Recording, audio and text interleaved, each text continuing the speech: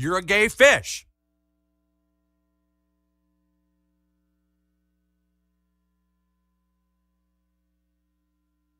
You're a gay fish.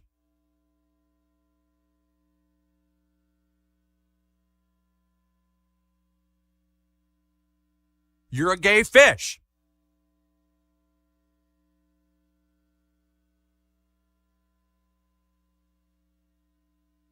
You're a gay fish.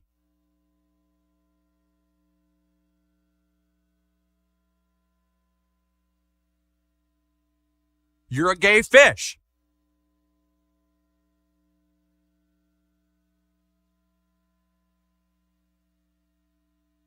You're a gay fish.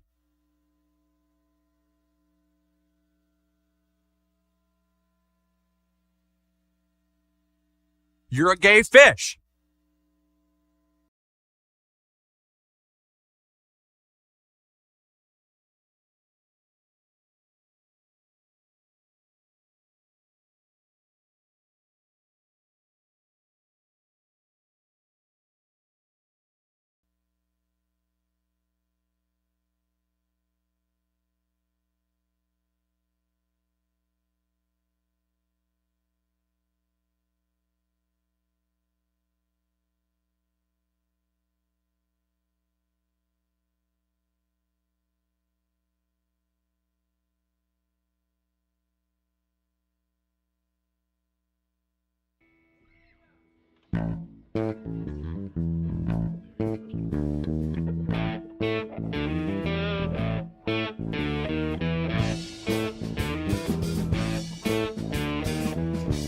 And now, live from the Man Cave Studio B, that stands for balcony, B for balcony, deep in the heart of constitutional Livingston County, on a Saturday night conversation asking the question, how can the GOP be saved?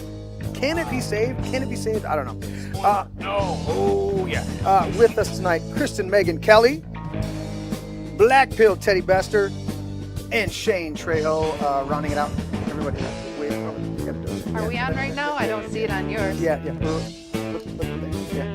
Just going to that. And of course, it's not. Is it zooming out, Teddy? No. No, it's not zooming out. All right, we'll zoom it out. Get ready I feel for like I the need to fish. slide over more than that, right? Yeah. There you go. It's my ego. All right. And we're going to fish. You're a gay fish. There you go. Sorry about the audio defect at the beginning. Somebody had a microphone open. That was Larry. It was Larry. He's not Larry even here. done it. Who done it? Larry done it. There we go. And boom. Welcome to the show, everybody. Glad to have you along. Teddy will be monitoring chat. To be monitoring the situation. The situation. He'll be in the- Patriots are monitoring the situation. Monitoring the situation. Welcome to the show. We're going to have a good show. We had to pivot a little bit. We had another guest that was going to be on that couldn't end up making it. And so we pivoted a little bit with our subject matter, but it's still going to be something riveting for all of us tonight. Shane, do you want to let the good folks know what you mean when we talk about can the GOP be saved before we kick it over? And actually, am I supposed to do this? Let's do like a thing, you Oh, know? my bad. I'm excited. We had a great conversation. You guys don't even we had a great conversation before the show, and I'm like rip and ready to go. I'm like, yeah, Wow. man. Let's fucking go. Yeah, let's go. All right, so yes, let's do this before we get started. For the good people out there that may be tuning in, and here we go. Boom. Notice this podcast is raw, unfiltered, and completely politically incorrect. We say Merry Christmas and the Pledge of Allegiance, especially the part about one nation under God. We thank our troops for their service. We recognize 3 genders, male, female, and mentally ill. As adults, we enjoy adult beverages. I still haven't even poured mine yet today. We cuss. Slipping. We do not curse or swear. You will hear a lot of cussing tonight, but cussing and blessings. Not cussing and cursing. We love Jesus but hate religion and religious hypocrites. If any of this offends you, please leave. And that's where we go. All right, so that's out of the way. Any disclaimers you guys have to give? Anything? Just the usual that my word as a duly elected precinct delegate for the Republican Party is the official opinion of the Republican Party and every subdivision therein. Every subdivision? Every precinct, every locality, every district, every state. Mine is the official Okay. Republican. Yours opinion. is the only one that matters. As a Yeah. precinct delegate, that is the power that I hold. Hell yeah. Precinct delegate is the most powerful position in all the land. Kristen, Elected position, I may add. Elected, wait, damn but- right. But it doesn't. Public official. But it doesn't mean Public anything. official. It's not real. Hey, we get a pension.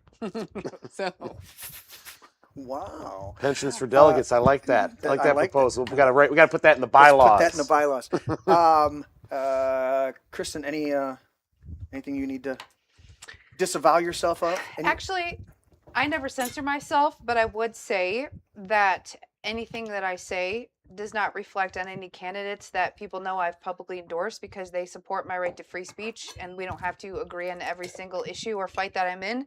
But I appreciate and respect that they don't care or disavow me if we don't agree on issues. So, Amen. Teddy, are there any Black Panther organization type things that you would like to disavow your black pillariness? Stay black and stay proud, Teddy. My disclaimer is that my opinions are my own and nobody else's, and we're all doomed. The sky is falling. It's over. The West has fallen. Complete and total black pill achieved. Illuminati confirmed. Yeah, certainly. All right, let's get into this. Can the GOP be salvaged? Is it damaged? Let's talk about this because it's in bad shape, dude. Yeah, I mean I think that's the question you need to be examining today is can the Republican Party be salvaged? Midterms are coming up. We got the Iran war debacle. It seems to be winding down, I think. It definitely seems like now Trump wants it to wind down and wants the hostilities to end. But are we drawn in too deep? Are we, is there going to be, is Israel going to provoke, do something, provocative in the region? You mean when? To inflame, Yeah. to inflame tension. Is that not is if, that but gonna, when. Not if. is but that when. gonna Yeah. is that gonna rope us back in? Are we gonna be able to say, no to, if Israel makes things worse, Netanyahu makes things worse? Are we gonna have the iron will to say no? We're not getting involved. We're staying out of it. Fight your own battles. If not, then the gas prices won't get down. They're down like what 30, 40 cents, but they're still a buck or more higher than they were before the war effort started. So the public seems to I think they're not as enraged as it was when the gas prices were like going up by the 450. But can we extricate ourselves from the Iran thing? That's, I think, the big question. If the answer is yes, then maybe the GOP can be saved. Maybe we can stop the Democrats from taking back the Senate or minimize the losses that are going to be coming in the House. But it all comes down to whether or not we can remove ourselves from Iran and sort of paper that over like it seems like Trump's trying to It's do the right single biggest misstep that I've ever seen in modern politics. Of just when you have the entire military complex telling you don't do this, it's a mistake, but you're lulled in because you believe that it took us, we just went in there and grabbed the president of Venezuela, no big deal, 4-day operation, nobody got hurt, not the pilot. But was it's all not blown regime up. change, okay? But it's not regime change, and so but that's the bill of goods he was sold by the non-military. Every one of the military advisors, they were unanimous. Not like the Steele dossier type unanimous. These were actually sit down in situation rooms and go, sir, this is not achievable. We couldn't beat the guerrilla warfare tactics in Vietnam. How are you going to go into the mountains of Iran and defeat the Persians that have been there for thousands of years? You're not going And to they're like tech guys. Like, I think a lot of people don't understand that about Iranians is they are actually like tech savvy. Yeah. I think we just assume like the average ignorant American just thinks that they live in some They're wild- backwards Yeah. cave dwellers. No, they're actually they're good at hacking and How many countries? How many? and they're the Revolutionary Council and the people in charge over there. They have like multiple degrees Right. and have like studied for decades geopolitics and political strategy, and they've been preparing for this exact thing. Right. The writing's been on the wall for over 20 years that they're probably going to get attacked by the U.S. They've studied what happened in Iraq. They've studied, what the U.S. does, and they've been able to hatch a plan to, where they know, hey, we have a lot of economic leverage here. Yeah. And if we turn the screws on the U.S. and really cause a lot of economic pain, the political We won't have- costs we won't back have the will. home will be too heavy, Yeah. and the U.S. will back off. Attrition. And that's exactly what's I happened. think that they knew, like you said, they're really like zooming out a 10,000-foot view. I think they knew that this was coming, and I'm like, I don't want to like dive into 70 subjects at once, but I want to go back to I think that we've already hit rock bottom in the GOP. Okay. I think it all started with Thomas Massey. Yeah. We get into that a little bit, but Yeah. this was the mascot of every disenfranchised, 100%. politically homeless person. Yep. So when you did what you did to him, which was through AIPAC and the Israel lobby, and the Iranians started to see, wow, Netanyahu and the Israel lobby is really interfering with our foreign affairs once again, just like when they pulled us into the Iraq war because of, the Correct. weapons of mass destruction, Yeah. 9/11, all of that. Right.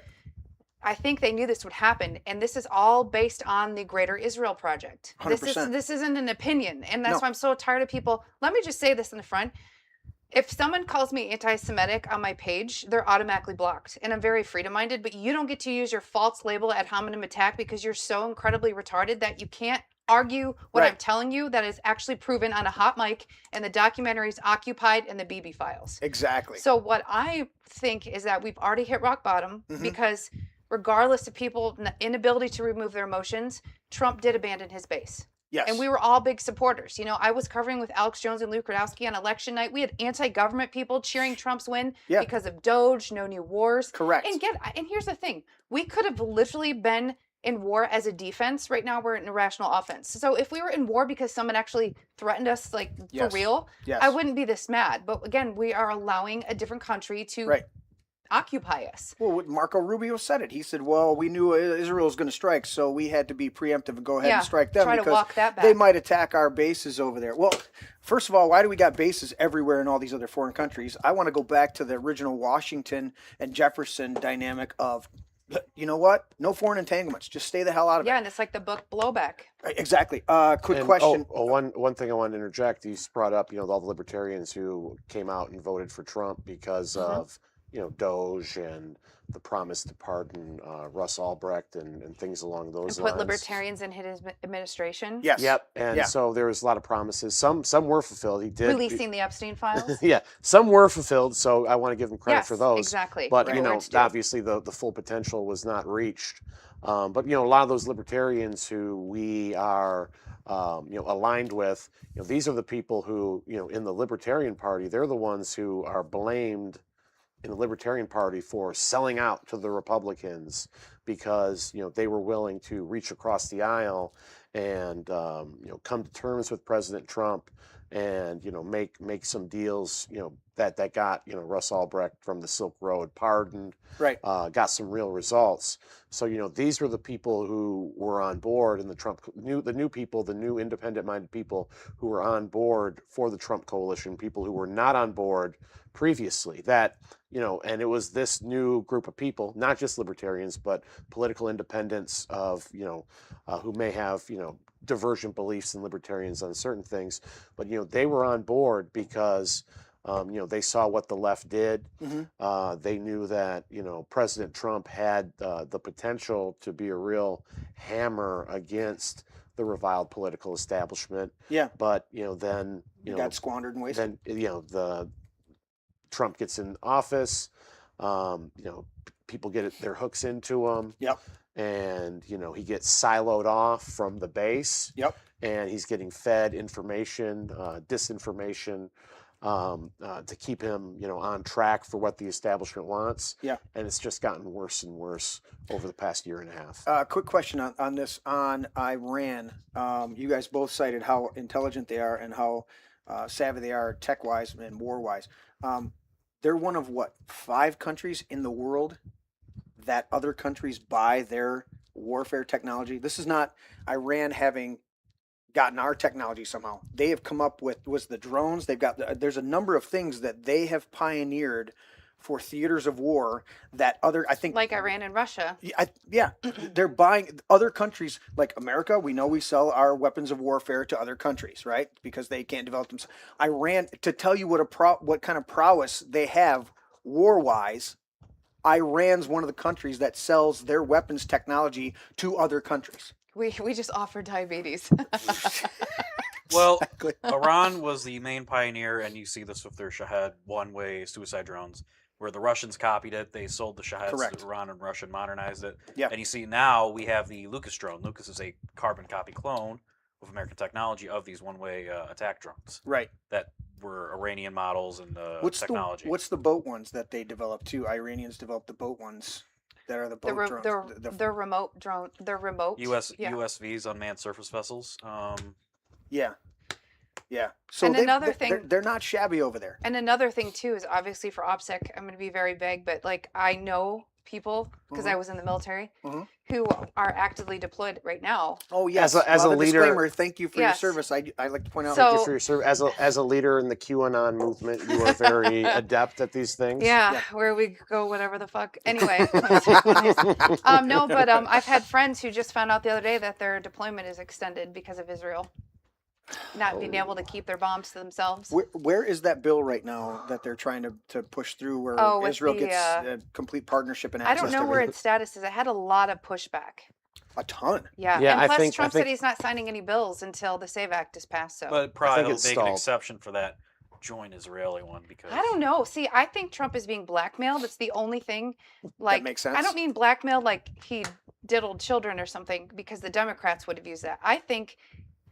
Well, a country that's known for pew-pewing people. I think, hey, your granddaughter, you golf with? Yes. So I think he's threatened his family. Yes.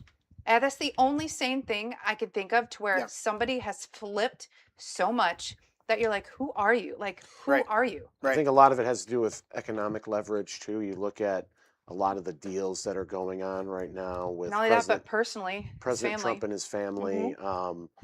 They're getting a lot of contracts, not to say... Did you hear about that Is it nepotism? Well, I mean, we have to look at... All we have to do is look at the crypto deals that Trump sons have done. The crypto pardoning deals. Of crypto moguls, what Jared and Ivanka are trying to do in Albania. Playing the market every time he says we're the Kushner connection and Wickoff connection, the Netanyahu in Israel. Yeah. I but just they're hate not to say that Trump is... the real crypto people. But hey, look, I support the pardoning of those shady crypto guys, so... Hey, there's good crypto guys that need to be pardoned. Pardon them all. Yeah. A little while ago, you said you believe that they've hit rock bottom. I want you to elaborate a little bit on that, and then I want Teddy, of course, to black pill us, and then Shane. I'll bring the hope because that's what I bring. Is hope. White pill Trejo. Is there any more on that, Kristen, about just hitting rock bottom? Yes. So the reason I said it all started with Thomas Massey. Like I said, I've known him for a long time, and I went to Kentucky and helped coordinate door knocking, different things, went to his house. And we had some discussions within a group, but the average person does not realize, yes, he lost his seat, and it was because of bullshit AI-generated videos and door knocking. The boomers actually believe that he had an affair with AOC.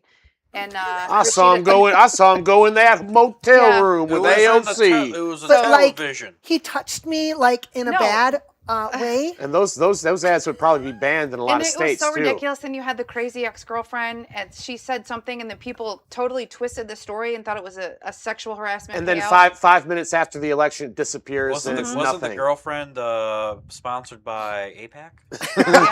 Yeah, I think it's safe to say. Right? She had the T-shirt. But what I'm trying to explain is, I had a tweet, post, whatever, in January of 2025. Massey shared it, where I said it was when Trump started attacking him about voting no on the big shit bill. It's not beautiful, okay? Yeah. Because it's an omnibus bill. Yeah, it's huge. And when he voted no, he started attacking him, and I said, hold it up. You just got in. You cannot start shitting on the crossover vote that got you elected. If you start attacking Thomas Massey, you will lose the midterms. I said that in January of 2025. Okay? Right after he got in. And I kept sharing that, and it was my pinned post for a long time. Yeah. And what happened? And then the next MTG day, do you realize this happened to the Democrats also? And it wasn't because like the Democrats supported Massey. Some did because of his anti-war stance. Okay. But what I'm trying to tell you is when people saw the most popular congressman in the United States that had a money bomb that echoed what Ron Paul did years ago. Yeah. And I understand it's only his district that matters. But again, primary, less turnout, the false ads. Yeah. And the APAC money. It's way more than 30 million. It was like 82 million, by the way. For people saying it was 32, no, it was a hell of a lot more. But my point is, people saw that a foreign country that is supposed to be our greatest ally bought a seat for the most retarded John James basement dweller who didn't do one debate, can't even complete a sentence. And every interview and nobody knows his name. Like with Bongino, it's like he has a script. Yeah, well, that Gallerine guy, I mean, John James is... Well, there's still a chance he could lose. John James is, much better of a candidate than him. This Gallerine guy was one of the worst. He's never gone to a debate, so it echoes the whole Ed Correct. Gallerine thing. It's like, how do you win a race when you haven't done a single debate? But my point in this, and I'll wrap up this part, is everyone saw the accusations of seats can be bought. This was the most obvious on display. Blatant. And the next day on social media sparked the huge Facebook group, Walk Away MAGA. Okay. And then Americans First. It's not even America First. It was Americans First. Americans First. And it brought in Democrats, Independents, Libertarians, Everybody. all the people. Yeah. And that was it. That is what sparked everything. And you can go look at the social media metrics. I'm telling you, that is what did it. Right. So there was this other stuff, but that was the last tolerance that they had. So you can only go up from here. Yeah. And you have to disassociate from Israel. Yep. Stop giving them money. 100%. You need to completely kill this 702 extension for good. Stop spying on us. Yes. Quit handing all of our data, which is all tied to Israel, by the way. Yeah. We'll get into that later. But my point is, I think we're going to lose the midterms big time. And they're going to come in and they're going to impeach him. And if you watch, every single Republican whose state primary is over, they start getting bold about talking shit about Trump. Yep. And it's because they don't have to worry about a threat of being primaried. Yeah. Because they're done. So there are and I've heard this from, I have other friends in Congress who've told me, there's a lot of people that don't like Trump. But they don't go against him because they know they'll end up like Thomas Massey or Marjorie Taylor Greene. Yeah. So we're going to lose. And you'll actually see Republicans go in and vote for the impeachment, but with removal. I really think that is very possible. 100%. And then it's whose fault was it? Not ours. If the midterm losses are bad enough and I think they will be. The momentum is that much against them, you will see those cowardly Republicans who don't speak their minds and secretly hate Trump and are just going along to get along to keep their seat.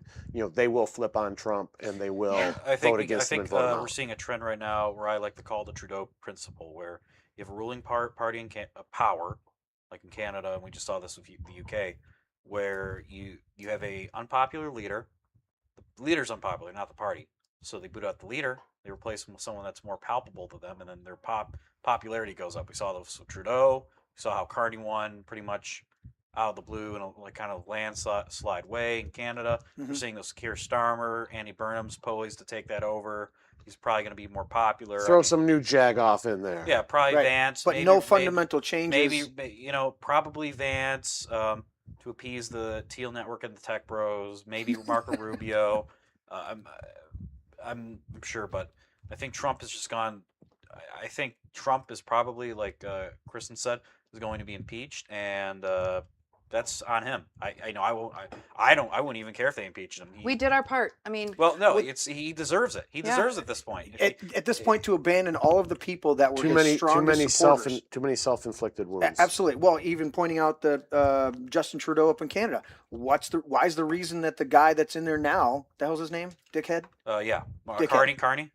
I said dickhead. You were but, right. I believe it's not. I believe it's Dick Hole. But you have things that are so bad, but they're attributed to one leader when it's the party apparatus and the system themselves. So a lot of people, you get rid of Trump, you replace him with like someone like Rubio, like, things are going to change for there. Trump's gone.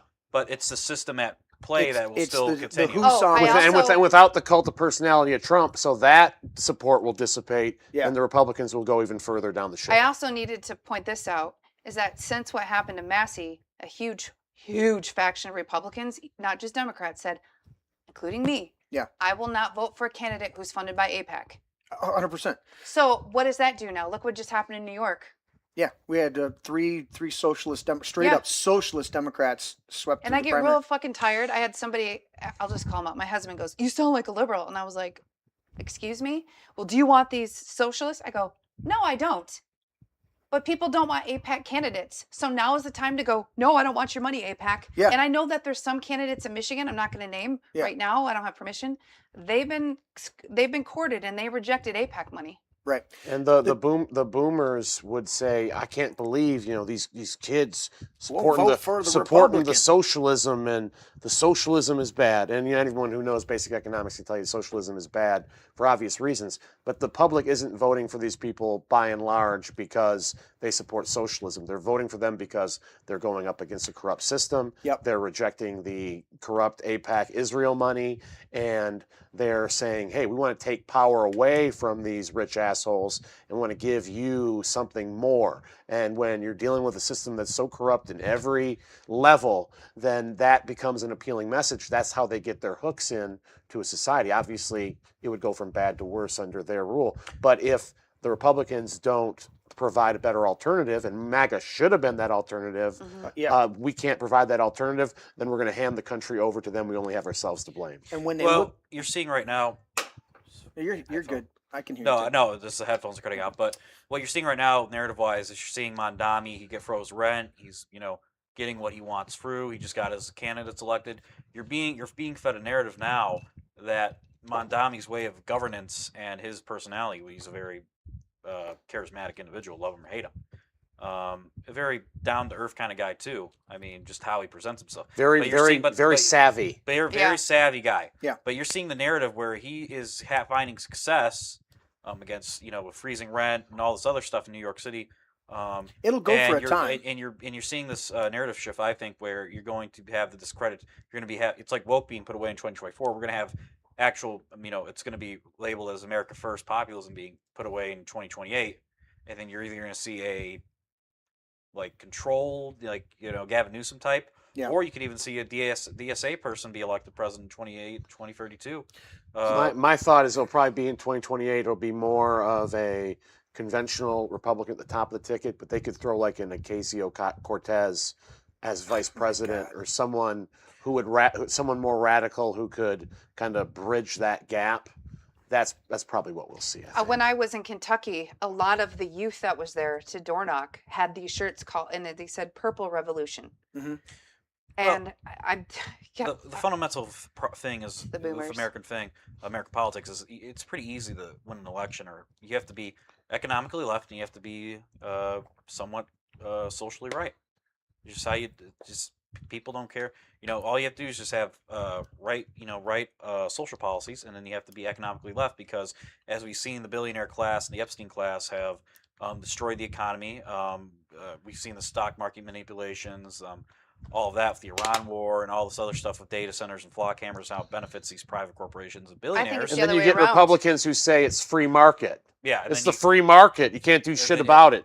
Bullshit. I think it's the other way around. I think if you are fiscally right and socially in the middle and stop worrying about what people are doing in their private lives, as long as they're not harming another person or their property. If you want to be gay and grow marijuana, who are you hurting? Right. My point is, Thomas Massey is very fiscally on the right. Mm-hmm. It's just the problem is we have such a huge bunch of establishment people. Yeah. Most of the people in the Republican Party in D.C. do not align with the 2024 RNC platform. Yeah. We do more than they do. Yes, and then they vilify us. Don't you think it's so? I get what you're saying, but what they're supposed to be is more fiscally right. Republicans can't live up to their most rudimentary of principles. This is not my opinion. It's the opinion of the voters. People want more. People want the billionaires to be taxed. They want more benefits. That's economically left. They want taxes more for corporations because, and as we've seen, how corporations have kind of bought and paid for the system and how they get break after break after break. Yes. And they also, like we saw in 2024, woke being put away. People don't really care about the transgender stuff and all that. So we Republicans could flip the script on them by going after corporate subsidies and taking the corporate welfare away from these groups. Yeah. but of course they're Well, the captured by fundamental them. problem is that both of these parties, no matter besides some of the Republicans, the Freedom Caucus, and some of the DSA folks, is that they are both fundamentally a liberal, neoliberal party. They believe in the current system of crony capitalism and the free markets and all of that jibber jabber and neoliberal values. So is it less about the exodus of people from? Because I look at it this way: we have had a uniparty for, well before they took out Kennedy. But we've had this uniparty. It works hand in glove behind the scenes. It's the WWE, on steroids. We're going to fight with each other on the surface, and then we're going to do backdoor deals and do all this other stuff. I think the newest election there in New York, because there was not overt meddling, was a result of people rejecting the uniparty but not being smart enough to know that those are plants. Those are equally as bad. But either way, they're rejecting the uniparty dynamic, and I think that was the strength of MAGA at the beginning. And the strength of Ron Paul going back even then. It's just it's left, right, doesn't matter. They're rejecting that uniparty and they're going, here's a viable alternative. Now they're presenting to us these shitty, not these socialists. They're not real viable alternatives, but they're an alternative, and the people that just go, oh, this is an alternative, and it does fit into some of these categories of, we want the ones that are fiscally conservative, and yet they're going for the ones that are fiscally left because they think that they'll punish the establishment class, and they're not going to do any of that shit. Well, the DSA folks are just a masquerade that push against the corporate 1% folks, as we've seen, but we know how those folks are. They're just going to kowtow to the establishment while getting some token things passed. Right. But I think the fundamental problem is that right now we as the right wing are stuck thinking Trump, or most of the right wing, probably not us, but we're stuck in the thinking like, Trump is just like how he was in 2015, 2016, and we've been, these people have been gaslight the hell, thinking that, like, oh, trust the plan, he's going to do this, arrests are coming, he's going to, Hillary Clinton's going to get locked up in 2 more weeks. It's the cognitive dissonance. They can't, they know, but they don't want to admit it because then they have to admit they're wrong. The Iran thing is like the perfect example. Like, we saw no new wars, peace president, he was going to win the Nobel Peace Prize, and then he starts a war, and he's like, well, I'm actually, we were at war for 47 years, and I never said that, and it's ridiculous. Peace through strength, and people, isn't it amazing that it's just amazing seeing all these people like be folded and go along with Bush era pro-war talking points. Isn't you guys? We're all relatively the same minds here at the table, but isn't it amazing watching conservatives or MAGA Republicans people, and they can't hold two simultaneous contradictory ideas. Like, it's either Trump is, just half a step down from Jesus, or you're saying he's the worst thing ever. I'm like, no, I just have a problem with this policy. I voted for him. I voted for him 3 times. He's done some great things. Right now he's fucking up. Doesn't mean I hate the guy. Doesn't mean I want him. In fact, we want him to straighten this out so he doesn't get impeached and we don't lose the midterms.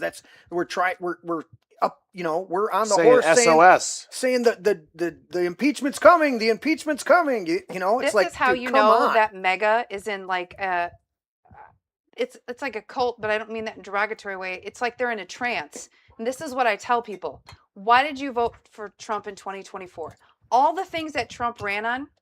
He's backtracked. And your audience can fact check me. Yeah. Every single thing that Trump ran on has been a bill that Thomas Massie has been trying to get through since he went into Congress in 2012. Ending the Department of Education, auditing the IRS, ending the Fed, all of these monetary policies, auditing Doge, looking at the gold. All the things that people wanted in Trump is what Massie's been trying to do. And then the mega cultists say he's ineffective. Yeah, because your establishment AIPAC puppets shut him down. Yeah. So how can you vote for Trump because of all these liberty-minded things and then shit on the guy who's the OG of these things? Right.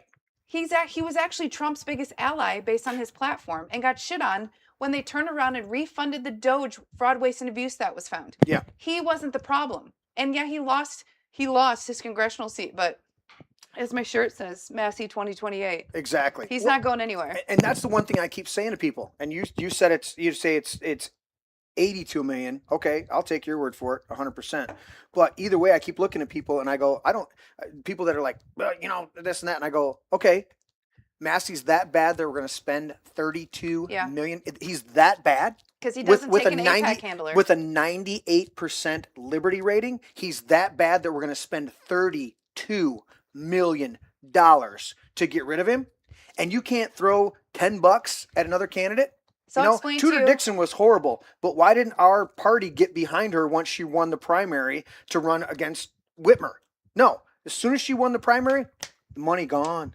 Money's gone. So the reason it was way more than, it was closer to 80 million is because there's APAC filings that you look up, but then you have like this democracy, Israel lobby. There's all these different, they circumvent. So their imprint on the campaign doesn't look as big as it is. And they go through. They got to obfuscate. They fund other PACs. They give money. They actually give money to families. It's so dirty. And this stuff has all been revealed in deep dives and audits. But my whole point is, it's the hypocritical mindset of the mega people. And I see them on X and it makes me so mad. Like I was triggered today. It makes me so mad because they don't know shit about Massey. No. And he's not my savior. He's literally just a true constitutionalist. Yeah. And it's like, it blows my mind. I'm like, how can you, Trump ran, and I know this because I was on a tour that the same Trump was on, along with his sons. They were talking about releasing the Epstein files. And then the guy actually gets them passed, and that's what pissed you off? And I go, I'm sitting there talking with some of my friends, and I'm going, are you serious? This is the guy with the 98% Liberty rating. You can take 5 minutes and look up his actual record. You can look up why he voted on different bills. It's right freaking there. Says it. In fact, I got to the point where I was giving out what I knew for fact, and I sent a text to you and Dennis Marburger in the group, and I goes, dude, send me a link to where I can find like a more comprehensive download of Thomas Massey, because I already know the guy is salt of the earth, hardcore conservative, and he's doing the right thing. And for that, they ran him out because he wouldn't take that Israel frickin' money. And it's a disgusting. Genius. That's what people don't understand. He's got patents. He's a self-made millionaire entrepreneur. He lives completely off grid. Yeah. That's a danger right there. He grows peaches on his farm and made margaritas with them. What if, ooh. Yeah. Now I'm upset. Now I'm triggered. But you're exactly right, and they're doing this across the board. Why do we have John James as in the race at all, and then endorsed by Trump here in Michigan, dude? Perry Johnson, Mike Cox, two great viable candidates right there. I don't consider Mike Johnson viable, or Mike Cox. Sorry, I get my tyrannical people. I was thinking Mike Rogers.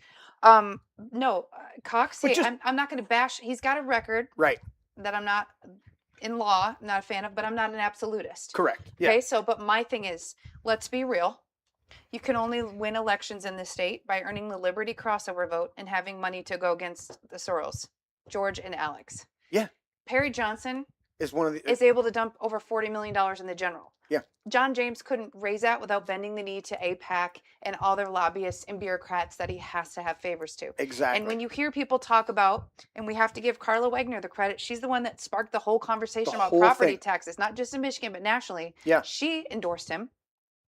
And her organization, Axe My Tax, endorsed Perry. I'm talking about Perry because Perry is the only person who has the money to defeat Benson, and the only person who actually knows how to do what he says he wants to do, because his whole career that he came from nothing is based on quality and efficiency. Yeah. And the reason I know that is because it's part of my profession. I have to go in and make sure he looks at how things can be safer, environmental friendly, economically friendly. Yeah. Like safer, quality, efficiency, and then have better outcomes. So you're doing more with less. So then your stakeholders are happy. And in the process of that, it actually is different management systems for energy efficiency and administration. So people ask, like, how do you bring people together? And I endorsed him, and my endorsements, I do not just willy-nilly give them out. And my first question is, what do you think of Ron Paul and Thomas Massey? He has liberty leanings. He flat out told me he's got a little libertarian in him. Yeah. And Trump went to the Libertarian Party convention. Trump said he was a libertarian. Do you guys remember that? Yep. Whether he's pandering or not, Trump went and spoke to the Libertarian National Convention because he knew he needed that crossover vote. There is no other candidate that is trying to have conversations with the libertarians and the independents and the disenfranchised, politically homeless that tend to vote Republican when they're motivated to do so. Yeah. And I really think he's the only person that can beat Jocelyn Benson. Now, would I vote for John James if he went to the general? Yeah, because he's a douchebag, but he's no Mike Rogers. Okay, not voting for that guy. He's not in that douche tier. No, but my point is, I wish more people would stop saying he's 78 years old. That dude, I'm a 44-year-old in menopause. He's got way more energy than I do. There's a reason he carries around a mug all day. That dude runs on caffeine. He could probably do a backflip and a round off. And he's got younger kids. Yeah, see, he's got that stamina. I think his kids are 17 and 19. You're saying he's got some potency? So I wish more people would actually have a conversation with Perry Johnson, because all he is what we wanted out of Trump. Yeah. And then people, and I'm not speaking for him, but I see in the comments, oh, he's just a Trump wannabe mega. I go, he ran against Trump as president. Right. So he actually saw like, hey, I can do this better. But it didn't mean that he's a never Trumper or anti or, right. Right. Just blindly hanging from his nuts. You know what I'm saying? Yeah. So it's like, I'm telling you guys, he's the only person that can. You're already convincing me. Yeah, and I've talked to Shane behind the scenes about getting him in front of the Libertarians. I looked at the general platform of both of them, and I looked at the statistical, where they're at in the pollings and stuff like that across a number. And Teddy always brings polling to me. And did you see this poll? Did you see that poll? He is always doing that. But what you're bringing to me is the behind the scenes, which is not hidden, but I'm saying it's the real meat, on the bone of who that guy is, and that means a lot. And I have to tell you that one of the recent polls that John James spread like a coronavirus was a flawed poll. Mm-hmm. And it was, the link was supposed to be an individual link, except it was an open link. So the Cox campaign especially kept revoting and revoting. That's what put him in second and made Perry look like he was 10. So it's a flawed poll. Okay. And they're actually supposed to pull it. Yeah. Well, I would disagree, because you have all these other polls. No, I'm telling you, this is a fact. You have the last 3 polls. I know who ran the poll. What was the poll? What was the one poll that she's talking about? Susquehanna? The one that has him in third after Cox. Yeah. It came out like a week and a half ago. Okay. Well, you have the last 3 polls, all by 3 different firms, that have James at first, Cox second, and then Perry Johnson third. I probably agree with you for the one latest poll being flawed, where Perry has only 10%. Yeah, Perry's not. But you also have in another third. poll where John James is at 28, Cox is at 27, Johnson's at 23. And what's the error? And then the margin of error. Yeah. I can't publicly tell you guys how I know about these polls, but take my word for it. I'm a woman of integrity. Yep. I'm telling you, these polls are highly flawed. And I'm not just saying that because he came. I would even say it if it showed Perry at 60. I'm telling you how they're distributing these polls via text message. Mm-hmm. They're all having flaws. They're manipulating them? Yes. And I don't know about you, but the true Liberty voters do not answer polls. True. They don't. It's very I hate rare that I I can't answer. tell you how I know this. I would agree with you if it was just the one poll, but you have a trend of the last few polls. But what are the types? Primary. To her point, and what are the which ones types? are What are the types? internal the polls? fact that John James is still like what 30%. Is this after the Trump endorsement? These The polls? latest one was the Trump endorsement, where Perry's at 10%. And for clarity, Teddy, that was an internal poll. You're with us on not liking John James. I do right, not but like that John recent James. poll was an internal poll. He's That's not what I'm trying to sticking up say. for John James. He's just like, well, what I'm reading. Yeah. I'm telling. It's an internal poll. Yeah. Yeah. And I don't think I'm getting butthurt because I endorse Perry Johnson. I don't. That's not the type of person I am. I'm just telling you that I know all about these polls. Yeah. And that's why I think polls are bullshit, because it has to do with the demographic that you're talking to and what camp is asking the questions. Not only that. The problem though is that you're going to get a bunch of glossy mailers going out to low information voters of here's John James with Trump, endorsed by Trump, Trump's guy. During whenever the absentee ballots go out, they know who to target. Yeah, and that's going to be very, very difficult to overcome. Well, I know that Perry just put in a huge promise of another strong load of money through July 10th. So I know that I have to do a huge. I have to. You're like, calm down, Kristen. I know I have to walk in the house and my mother-in-law and my wife and go, no, that's not the candidate. This is who we're voting for, and give them a brief overview. But they know that I'm, involved in and aware of politics. You're so I do that. into this stuff. But they go, what about this person? I go, no, no, or this person, yes, that's who we're going. So And when no one's on the ground more than Perry Johnson. He's got his bust. It's kind of like if you never heard of Justin Michael up in District 1, Yeah. Upper Michigan and up. Yeah. That dude has hit more doors and talked to more people than Jack Bergman up there, Mr. Louisiana. So we didn't quite finish it, but I get the gist of it. We all think we're pretty close to rock bottom. Teddy's been black-pilled on that for a long time. Anything else on the rock bottom idea where the GOP is at? Well, I think the bottom is still yet to Drop completely to out? drop. The bottom is Well, yet to be what rocked. do you think? So it's not that I disagree with you, but the only reason I said what I said is because I'm like, what else could go wrong? We have the renewal of the Iran war. As I said, dinner, there were more strikes on Iran earlier today. I just think that that's already like, it doesn't matter That how ship much. sailed? Yeah, like it's. That ship It's like, sailed. unless Trump literally is In able his to reverse comments? course completely. But that's not going to happen. Yeah, he's never going to say, I was wrong, I got sucked in. He will never admit he's wrong.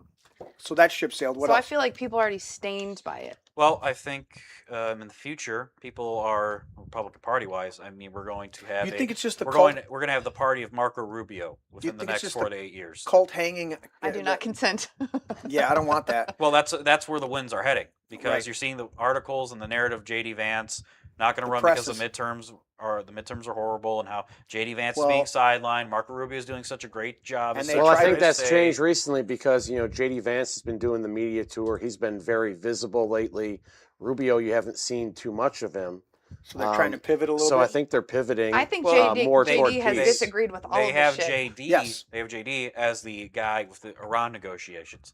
So when you Yeah. have all these new strikes and all this conflict, makes JD look bad as he's the chief negotiator. hmm And you have Marco Rubio as Secretary of State. They're probably going to launch an invasion of Cuba, and then Rubio's going to push for that. And they're going to say, "Oh, we freed the people from the Castro regime. Oh my God, America, yeah." That's going to make the Rubio's wing of the party and Rubio more than Trump and Vance look. You mean little good. Marco? Little Well, Marco. JD Vance has actually like called out Israel. Well, J.D. Yes. Vance is also a friend of Peter Thiel and the Oh, Thiel yeah, Network that's with what's Larry gonna- El- No, I'm no fan. Don't get me wrong, because Right. like, hello, I'm fighting the data centers. But what I'm saying is, compared to likability, Yes. Marco Rubio has been in Congress for so long that people are like, oh, we need new blood, and he's newer and he's younger, and he said, don't be talking shit when we're the only country that has sympathy for you, which was a bold statement Well, to say It was, against it was Taylor. huge when JD People said are that. more inclined, especially now because of the Biden-Trump, with these two terms, they're more inclined for good governance. That's why we saw Mike Duggan rise in the polls, not because he was not independent, which people are tired of the two-party systems, but because he had a record of, on paper, good governance within the city of Detroit and the health system. People look into that, and then you also, that's where the Marco Rubio angle is going, because they're pushing how effective and great he's doing as Secretary of State, where the Trump administration's all chaos, and these other people are so incompetent and all that. And on that point, I would say that I think they've been- my they've been- favorite they've guy been in the shoot- Trump administration, second to Vance, but he can't be totally upfront with pushing back on everything, is RFK. I mean, RFK Jr. is in there fighting tooth and nail, and every time he goes on a 10-minute vacation. But he's a big Zionist too. That's the thing. True, but he's not. He does good. I'm Yeah, not an yeah. absolutist again, but Yeah. I think people want a Massey, but they would never let him unless we broke with our greatest ally. And we have to, because they're trying to take us down with their If ship. Their people sinking stop ship. voting for APAC candidates, they have no. That's how you cut the head off the snake. Yes. But we're a little bit far off from that. No, I think we're unfortunately. about 10 to 12 years away from it. Rock bottom. I mean, it can always get worse. Yeah, he's a bottom. I Oh. a power Chris Long is the top. a power bottom to be fair. But the I have that image in my head now. That's disgusting. Come on, man. I'm sorry. I need some of your ice. Where was I?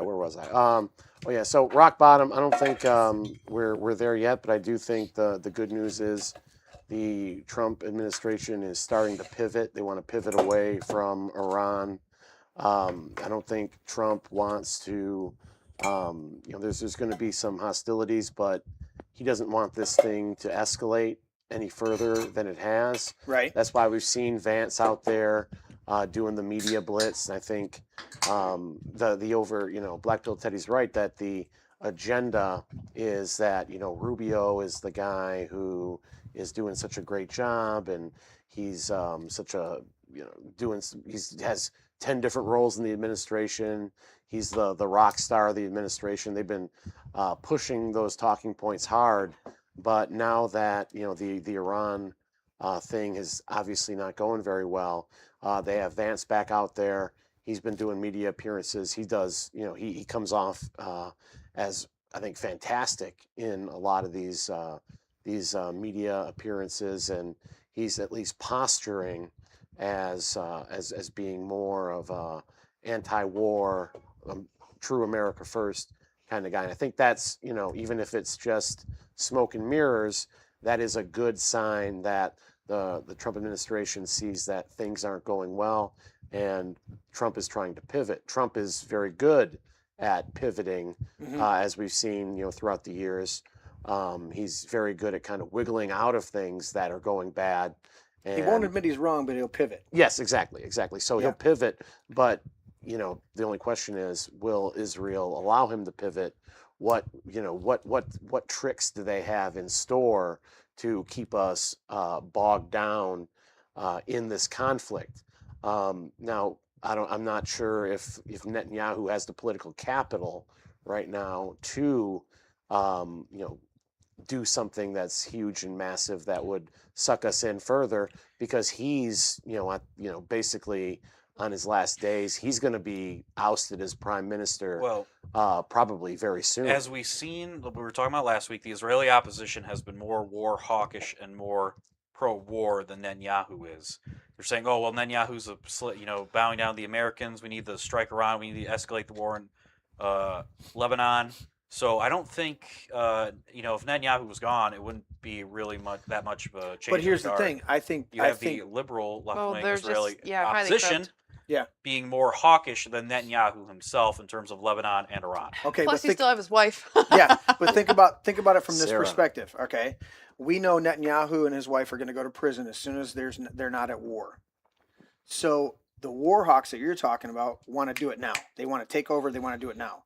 Netanyahu, I think, consciously, subconsciously, whatever, needs to slow walk no matter what they're doing. He needs to slow walk any wars and conflicts. He needs to keep them going, but he can't do them too fast, because then he's got to invent another reason to go after somebody else. Well, he needs to keep the war moving slowly forward so he doesn't go to prison. If there's going to be re-escalation, it would be in September, because there has to be elections in Israel this October, no matter what, unless there's a little conflict that delayed the elections. But do you see what I'm saying? Is for Netanyahu to slow walk it and yet have his neocons and his government pushing for it hardcore? He's in that rock and hard place, because as soon as if conflict ends one way or another, we withdraw and they have no longer any support, or we're victorious, which is not going to happen in Iran, but we're victorious over there. Either way, Netanyahu loses. So he has to keep slow walking this and do a little strike, and then slow walk it and do a little strike. I think people have overestimated our military, and that's not to shit on the military. Hello, I was in the military. Right. But we've wasted a lot of our resources by giving them to Ukraine and Israel. And I have contractor friends, by the way. Yeah. There's been a lot more fatalities than our government is reporting. Correct. Because they're not including the contractors. Correct. But my point is, we weren't ever winning. Like, we never had the upper hand in this war. Well, ever. And also, you have the Iranians. They were able to hit an F-35 with a man-pad, which...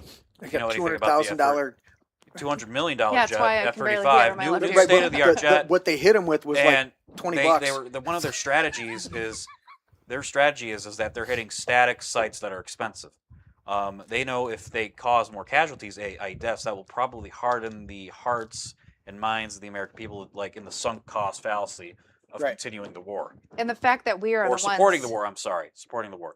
But if they do as much economic damage without as much casualties, like deaths, then they have that's a solid plan to make the war unpopular, but not have the sunk cost fallacy in the American public and the American government's mind, casualty-wise, and get their leverage in the negotiating side of things. And in terms of the memorandum of understanding, that if you listen to neocons on X and Fox News, you would think it was the worst thing in history and the biggest disaster, and the sky is falling because of this MOU. But the public, in terms of the polls that I've seen, is somewhere between 55 and 65% of people support the memorandum of understanding getting us out of Iran. Do I think that the public understands the specifics of that? No. Do I think the public even really cares about the specifics? Absolutely not. The bottom line is the public wants out. They never wanted in, and now they just want out. Right. And I think the Trump administration is aware of that, and they're trying to get out.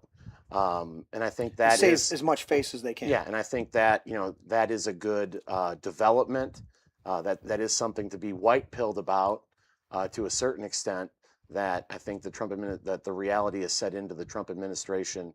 They're trying to pivot, and Trump at the very least, what makes him better than the average run-of-the-mill Republican is that he's not going to see it through the way George W. Bush would have, or most Republicans would have. Well, He's gonna cut bait. Yeah. Well, And if he sees things that are going wrong. you have George Bush had the political capital of 9/11. Well, he also had a strategery. He had a strategery, but he got away with Afghanistan, Iraq, and the continuation of that because of 9/11 and political capital he got Right. with that. He had 90% approval rating. He gained seats in the midterms. How- Not a lot of people remember that. The Republicans gained seats in the midterms of that 9/11 cycle. Which is very rare. Very rare. Yeah. It only happened I think 1 or 2 other times since the 1850s. Something like that. But we were in this war where we were promised no new wars, Mhm. and there was already a low appetite for war, and that political capital was spent on that instead of trying and making the affordability thing crisis. It Yeah. just made it worse. I like the quote. And then you see Trump. He's like, "Well, affordability is a made-up word. It was made by the Oh, Democrats." stop. But I like the quote from Men in Black. He says, "A person is smart. A person can be smart, but people are dumb." And I think you get this bandwagon effects. You get this whole thing, and The herd I think mentality. the herd mentality, and we've had this with the GOP. It's like you got to vote for the candidate. You got to vote for the candidate. But the same vitriol and the same investigation is not there. It's like it's just an R next to the name, just like the cultists on the left go for the D. It's like why didn't all those boomers and all those people in that district do their due diligence and their investigation on Thomas Massey, a 7-term awesome guy with a phenomenal, beyond reproachable voting record? But it wasn't They just just went that. along with the band. It's like, well, Trump said that this guy's better, and they spent all this money, and they go, I'm like, He how- sat on 2 committees that was a large voice for Kentucky that will now be gone. But I just want to add this because I'm sure we want to switch topics. But I think what we all bring different to this table is we all have different niche. I've been in the liberty movement for over 20 years, but being a veteran and disabled veteran, another thing is we're being sucked into this war. And these younger people that are on active duty right now, that Yeah. are in war, Yeah. are you aware of this Take Care of American Veterans Act that is shit? It's an omnibus bill. Explain it to us. So it is a bill. It's an omnibus bill for veterans. And Mhm. you had AFP, the most discredited organization in the state, went in to take their baby pictures in DC and talk to other congressmen to get this act passed. And they side tabled it because for now, the veteran service offers, veterans, active duty members, and all the veterans organizations are like, what are you doing? So what happens is basically our government said, because they have this thing called the Richard Starr Act, which streamlines benefits for veterans, makes it easier for us to get better care. Okay. But also, if you were in the military and you were medically discharged, it allows them to get military retirement, which is what I think they should get. Right. So it's not just medically, like, you have to be actually deemed medical retirement. It's different than just getting kicked out because you're harmed. Okay. But so the Major Richard Starr Act is good, and that should be a standalone bill. So they have this omnibus bill, and what they're trying to do is say, hey, we want to do these things, but by the way, we're going to put this huge omnibus bill in, and we're going to make it to where you can't claim tinnitus or sleep apnea. Well, guess what? Tinnitus is not just caused by loud hazardous noise or because you're overweight. It's caused by chemicals, pills, impact noise, vibration, PTSD. I Right. know my job was to track exposures in the military. So the people that right now I know that are in the military that are in this war, Mhm. who have heard loud bombs and everything, they'll get tinnitus. They can't claim it. Mhm. under this bill because they have to rob Peter to pay Paul. They have to pin veterans against each other and basically say, oh, to fund these new veterans benefits, we have to cut benefits for new veterans. And it also raises the interest rates for refinancing under veteran loans. Yeah. It's horrible. That's why they don't want it through. Quickly explain to me, humor me a little bit. Richard Starr. It's a major Richard Starr act. Okay. So he was all right, because Yeah. I get confused. I'm an old Beatles fan. Yeah. So I was trying to figure out Richard Starkey Major or Richard Ringo Starr. Starr. So it's a shit bill, Richard and the veterans Starr. I don't was want like, it. And here's my thing. You're creating new disabled veterans right now in this unconstitutional, irrational offensive war. 100%.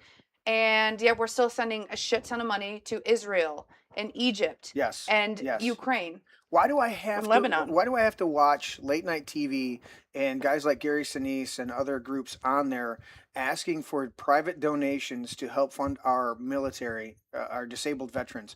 I'm like, what the hell is wrong with our country that we have the vast amounts of fraud and theft throughout our country and spending money on the worst, dumbest shit out there, and yet our veterans can't even get the basics. And as you just said, we're gonna take from this now to put it over here. Why can't you just fund all of it and take care of our vets, and then not send them to these bullshit theaters of war to get their legs and their limbs blown off, or to have PTSD, to have all these things going on? Why can't we fix that instead of sending billions of dollars to fucking Somali pirates over in Minnesota? You know, it's We like, have take the care of money. our guys. We have the money. We're just recklessly spending it elsewhere. That's my point. And Yes. then what my whole point in saying all this was, Yeah.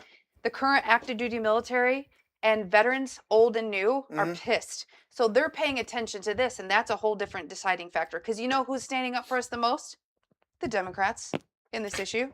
Right, which is crazy. Because there's a woman, I can't think of her name. She's like Tammy Duckworth? yes. Thank you.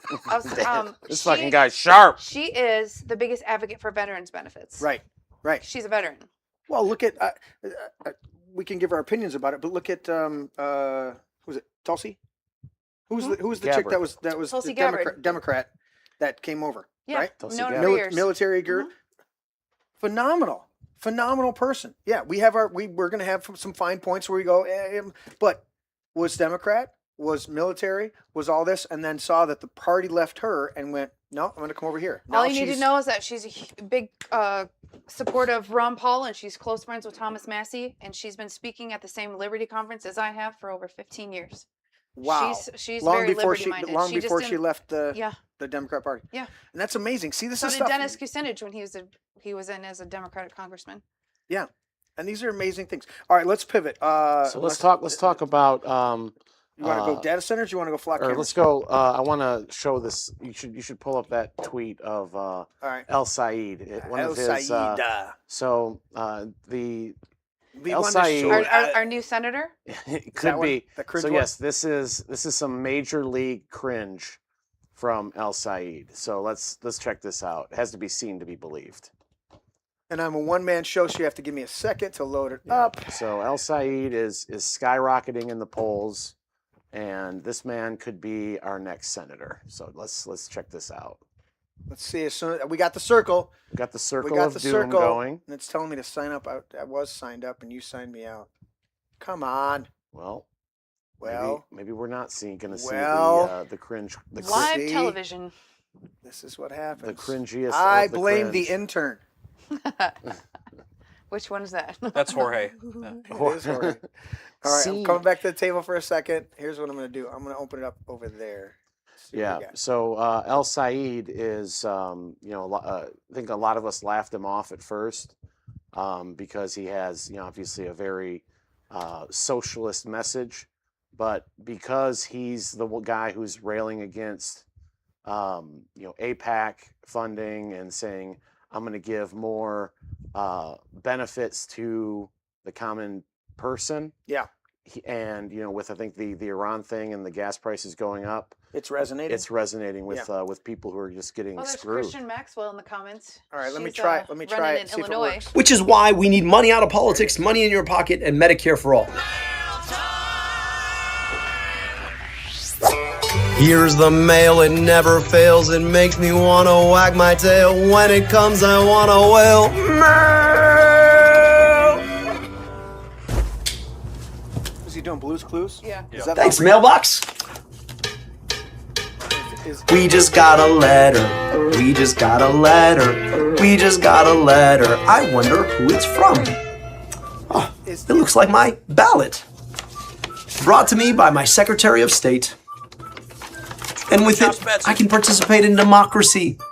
The first day that I can turn this in is June 25th, but it has to be postmarked by July 21st. Or I can drop it off up until Election Day, which is August 4th. Thanks, Secretary of State. Thanks, mailbox. Votes could do, we can't do. I have children. So I get it. Wow.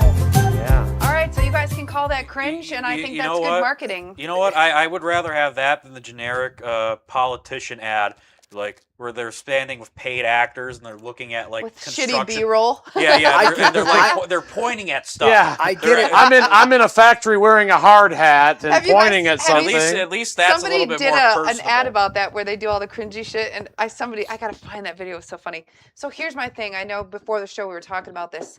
So that's cringy to people who are just anti-Democrat. But when you realize what the largest voter demographic is, Yeah. it's people that are aged 35 Yeah. to 50. Yeah. And I'm And their 44, kids are watching Blue's and my Clues. kids watch Blues Clues. Cringe Yeah. millennials. You get the, That's- I was gonna that- say you get like the millennials like, Oh, oh, yeah. I watched that as a Reddit, kid. yeah. I watched And- this. Oh my god, I watched it as a kid. I and- know what that is. and- Reddit, yeah. and- Reddit tier bullshit. I'm on the cusp. Pisses me I off. self-identify as a Gen Zer. I was born in '82. But what I'm trying to explain to you is that humor Yeah. brings in appeal and it makes you pay attention. Right. And then you see that person as relatable as someone you can bullshit at your kitchen table. Yeah. Just like you guys should have watched Perry Johnson's ad. His AI ad somebody made. It's so funny against John James. Dude, it's fucking Find it, hilarious. send I'll it to send me. it to you. Yeah. It's on my But- Facebook. That's what I was saying. You have these. It's 6 minutes long you though, have but these- it's hilarious. You have these DSA guys like El Sayed and Zoran Mandami, and these other folks. They are more relatable and they're more personable, yeah. and they just have better down to earth messaging and politics. I mean, look at Mike Rogers. All he's got is this big. Have you guys seen the big the Photoshop the one. buff Mike Rogers account? Yeah. Sorry to cut you off.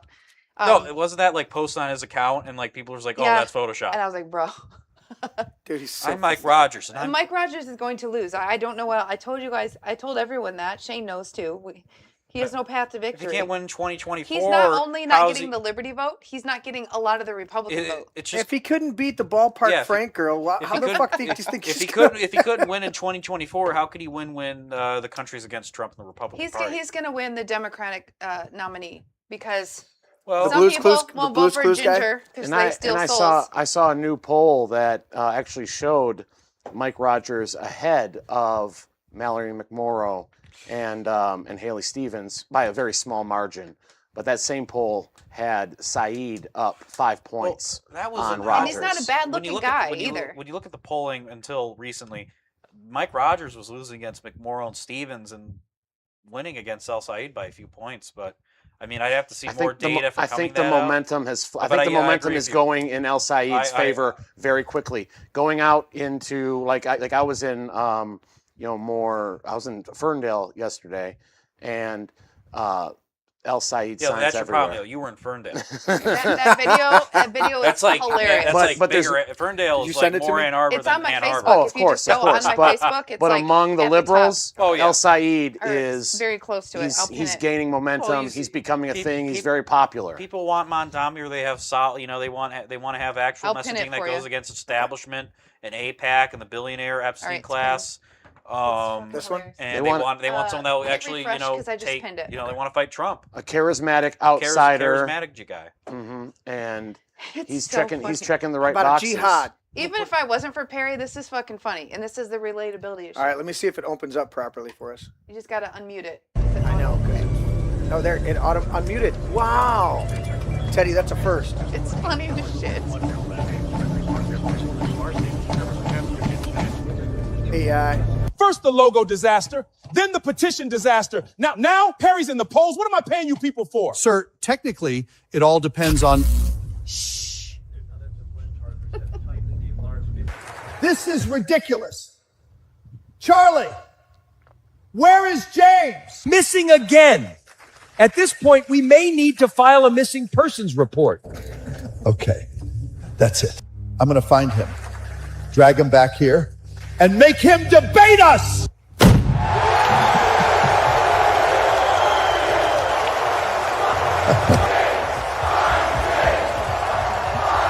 Wearing his leisure suit. I don't need to debate anyone. Sir, Perry just left the stage, apparently to find you. Sir, they're never going to find you here.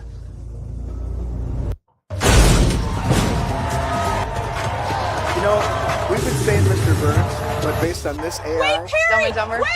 Wait No. for me! He's Christopher Walken. He's got that Christopher Walken look, Okay, dude. Little time to pointy find in dangerously liberal kill switch. Johnny, let's roll. I just want Which to hear more house? cowbell. The district one or the one he actually lives in? He's never at the District 1. Go to his house in Grand Rapids. Unbelievable. Perry, let's listen to some music. And now we're going to get a community God, I strike. can't. Perry Johnson's rising, gonna take a stand for families and freedom across this land. No income tax saving us that dough. 47, give us room to grow.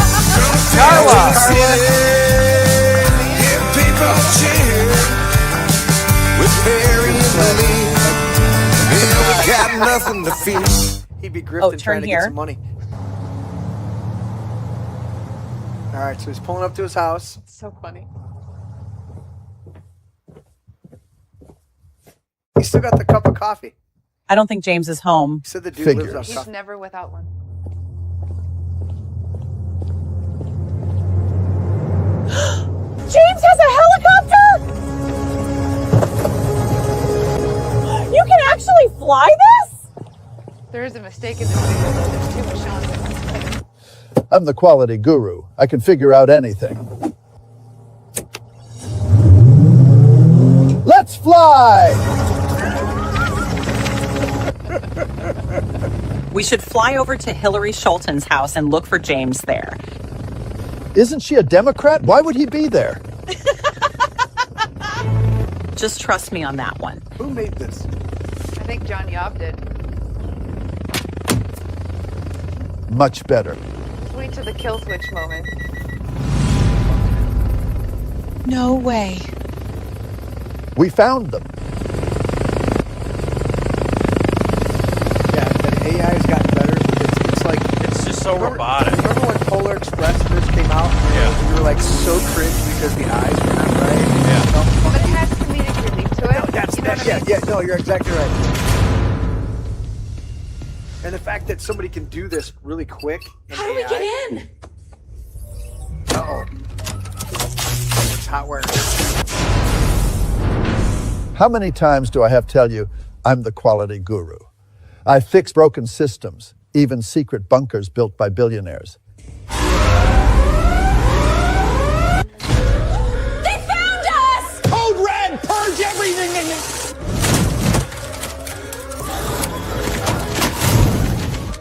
Wait, is this Hillary's place now? Oh, no, it's still John Gibbs. The bunker. I didn't know we were smashing this files at Hillary's My place. favorite part is coming up. And we're running and running.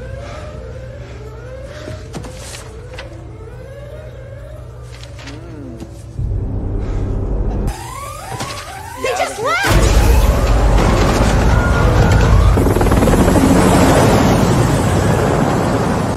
That's a different helicopter. Yeah, that's a separate one. See how there's already with Sean in it? Oh, right.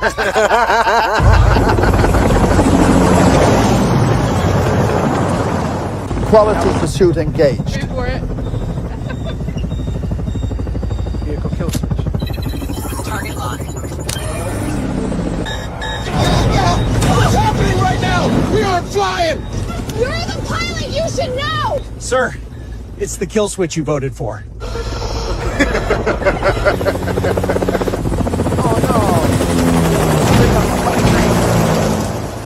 He's got too much momentum and way too much Johnson energy. Ah! I will exploit exploit for political purposes your youth and inexperience!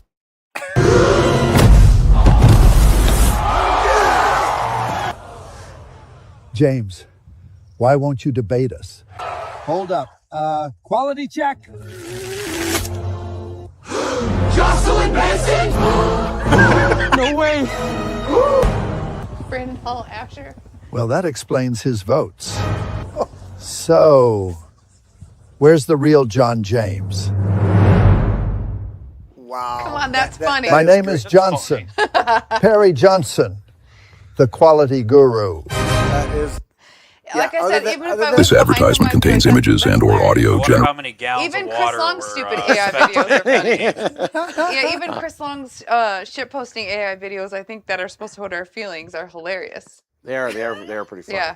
Dude, I think still can't watching believe I had that. dumb shit I on think here. watching that video made Black Pill Teddy go full Ted Kaczynski. Yeah, like I said, I wonder how many Are you gonna gallons of send water mail were bombs? spent making that AI video. Thousands.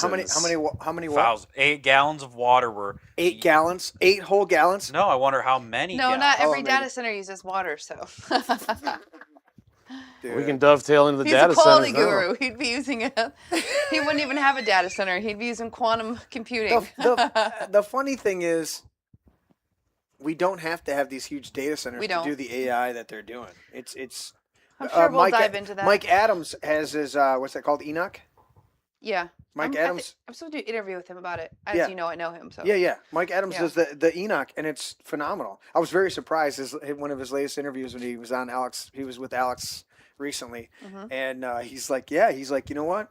I didn't like the electric cars. I didn't like all this. He goes, you know what? We just bought solar panels for the whole roof and put in batteries. He's like, we don't need anybody. We can charge our own Teslas here at our place. He's like, I'm not saying it's the end all be all, because I got an off the grid angle with the electric cars because we can charge them ourselves. I was like, Yeah, I okay. mean, solar, like residential solar, is totally fine. It's the giant solar 100%, farms that are 100%. But he was debating that whole. Yeah. You know, it's like when you do it on industrial scales, it only works for certain things. Yeah. When it you doesn't do it generate residential, as much power as people think. Exactly. Well, and it comes down to the batteries, you know, and we know that a ton of the batteries are being developed throughout the world, between South Korea, Taiwan, and even China. They're coming out with some really incredible solid state batteries that charge. But even Tesla had the solid iron batteries.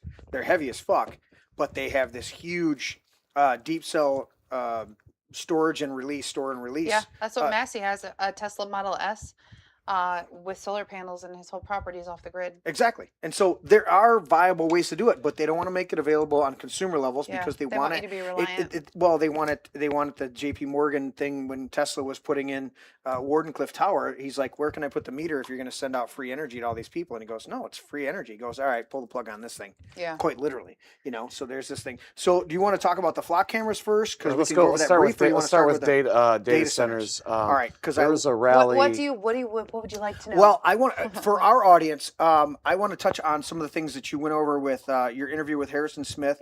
You didn't get as much detail with Alex because it's Alex, but with Harrison Smith, I didn't know about the noise. Yeah. The not even the noise. What do you call that? Tonal with an N. Tonal noise. It's called infrasound. Yeah. Well, I guess I should explain to people who don't know this. Yes. Let's do that. I am a senior industrial hygienist and environmental specialist. A badass. That is an exposure scientist that tracks industrial operations in all occupational settings and see how it affects employees and community public health. So I have to make sure that things are being done the same way. I have to understand how everything operates. And also I did my job not only in the military in bioenvironmental engineering, but I also did my job for a large electrical utility company. Okay. I also have done co-location crypto mining, so I understand how this works. But my issue is, it all started with Mason, Michigan, when they were trying to bring in a hyperscale data center, which they're still trying to do. And my colleague, Tammy Clark, my work wife, we were like, what the hell? And then all of a sudden, overnight, it was like they were rolling them out nonstop. And we were like, hold on a second. So we already know when you have that many servers and you have that many fans inside of these hyperscale data centers, right? It creates a hum, a constant hum. So how do I explain this? Is like, you know how we have noise ordinances? So you can't like blast Metallica at 2 a.m. in your neighborhood? Yeah, I can do That it is until measured- 11 here. That is measured in decibels, but it's dBA. The letter A is an apple. But to check for tonal noise, which is a lower frequency noise, just like light has a spectrum, so does noise. Yeah. The hum is constant. Yes. And it's not like your body, it's not like even just a white noise machine or fan in your home. It's frequencies that go up and down. Yep. So your brain is able to It's actually oscillating. filter that out. Yeah. When it's a constant low tonal hum, your brain goes into constant flight or fight mode. And what that does is it can elevate your stress hormone and your cortisol levels. Right. And that is highly hazardous because especially if you're an expectant mother, it can actually increase the maternal fetal heart rate and then cause early term labor and low birth weight. And we've already seen around the country, Tammy and I, around farms, the amount of stillbirths of cows. Wow. Yes. Okay. And then also, same with women and same with livestock. If you have a dairy farm, it can lower milk production because of that cortisol elevation. For equestrian farms and even zoos, right now I'm working with the Nashville Zoo to help them with their fight, is it disrupts their mating cycles. They're way more sensitive than even humans are. And so you have like self-harm, like horses hitting their heads on fences. But for children, it can mess with the frontal lobe development of concentration, reading comprehension. But if anyone has ever dealt with insomnia, you know what that can do to you. Yep. Also, tonal noise has been used as a military torture technique. So I have right behind you, Kristen, I have right there that little black box. Okay. That is actually a decibel meter. And I'm amazed that it averages, if we were quiet right now, it's like 40, 45.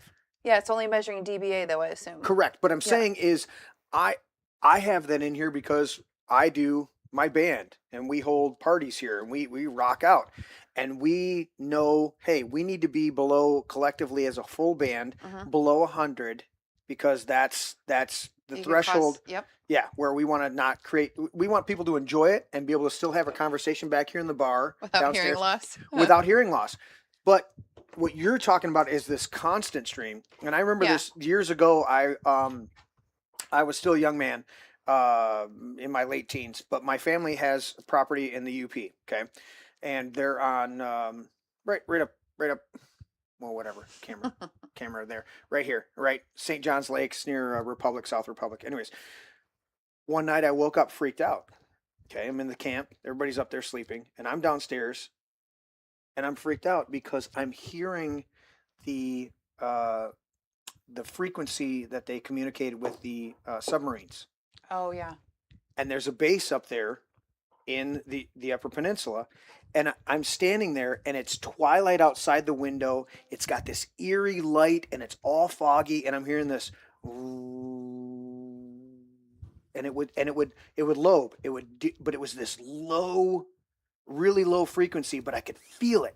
And I was freaked out for like a half an hour. I'm staring out the window waiting for, Freddy Krueger or some shit to come after me. I'm like, what is going on? And then I did research later and I figured out, okay, this is what it is. Now imagine having... Was that your first alien abduction? No, it was the second one. He's inside of his waterbed. But when you think about these frequencies, we don't... the other thing I was thinking of as you were describing this is they had this school in California where they put a 5G tower right in the front of the school, dressed it up to look like a pine tree or some shit like that.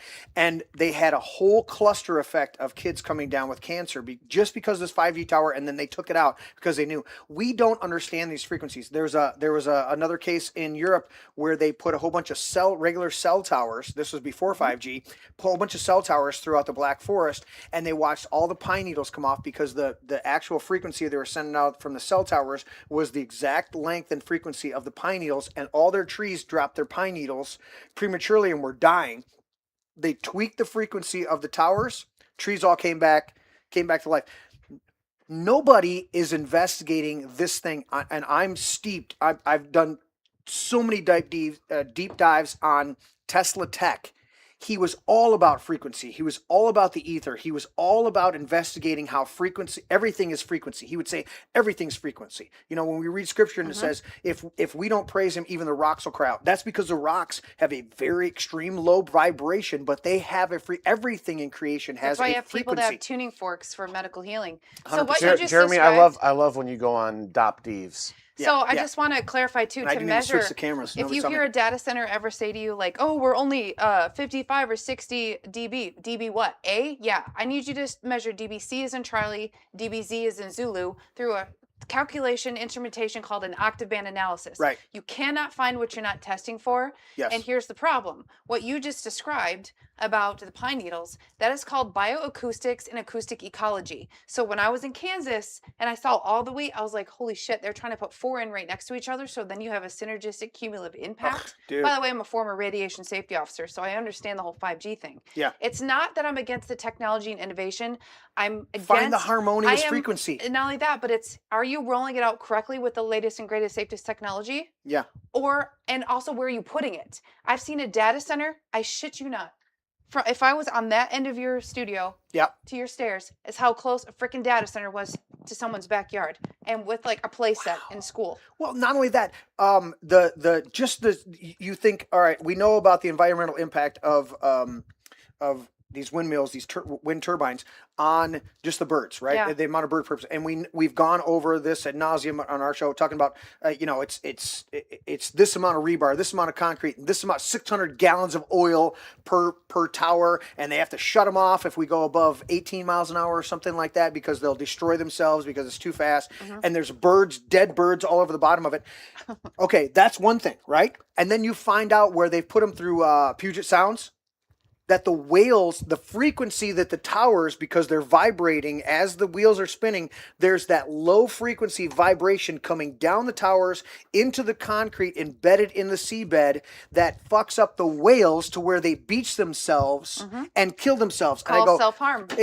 And so, as you said, the horses are smacking their heads on the things. These are the either intended or unintended, but they're not doing the actual research to protect the people they're claiming to serve. Because I hear all of the bullshit that they're saying, oh, this data center is going to do this for us, and it's going to help the tax base. And none of that shit's true. But then on top of it, you've got all of these negative side effects, and this is just another one of these side effects. When I heard you say that, talking with Harrison Smith, I was like, holy fuck, I never heard of that. It's so in depth that I do interviews on podcasts and frequently on Newsmax. I never get enough time to really convey this, because the tonal noise is the highest hazard. And that's the problem. Well, I mean, it's not just the tonal noise, but the tonal noise, like I said, it's a neurological and cardiovascular impacts exist. And it's, when I tell people, it's the noise that you feel, not the noise that you hear. Yeah. But there's so many other issues. They have these diesel generators by the hundreds that emit dioxins and benzene, and they're tested weekly or monthly. Who's downwind? Right. And then the water issue is, when people say it's closed loop, no, the fuck, it's not a closed loop system. Correct. It has evaporative cooling, which means they spray water onto the pipes to cool them, and then it evaporates. Yes. They have makeup water. They have something called blowdown, and then you have PFAS in this because it's collecting biocides. And then guess what? They discharge it.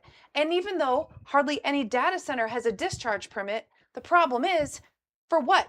Do you realize that PFAS is not regulated? How many people know that? Not very many, but there's no regulation for PFAS. There's no regulation, and we've had... And it's a forever chemical. We've had guests on here. We've dealt with Tribar. We've had them talk about this. And sorry, I got in your face. No, I love it because, in fact, I'm dealing. One of my hockey buddies. He's part of his FOA, FOH, his subdivision. HOA. Homeowners Association. It's okay. So he's part of it, not worth remembering. And he's at the forefront. He sent me something like a week and a half ago, 2 weeks ago, and he's like, "Dude, look at this." I'm like, "I want you on the show," because I've had other people on the show locally here.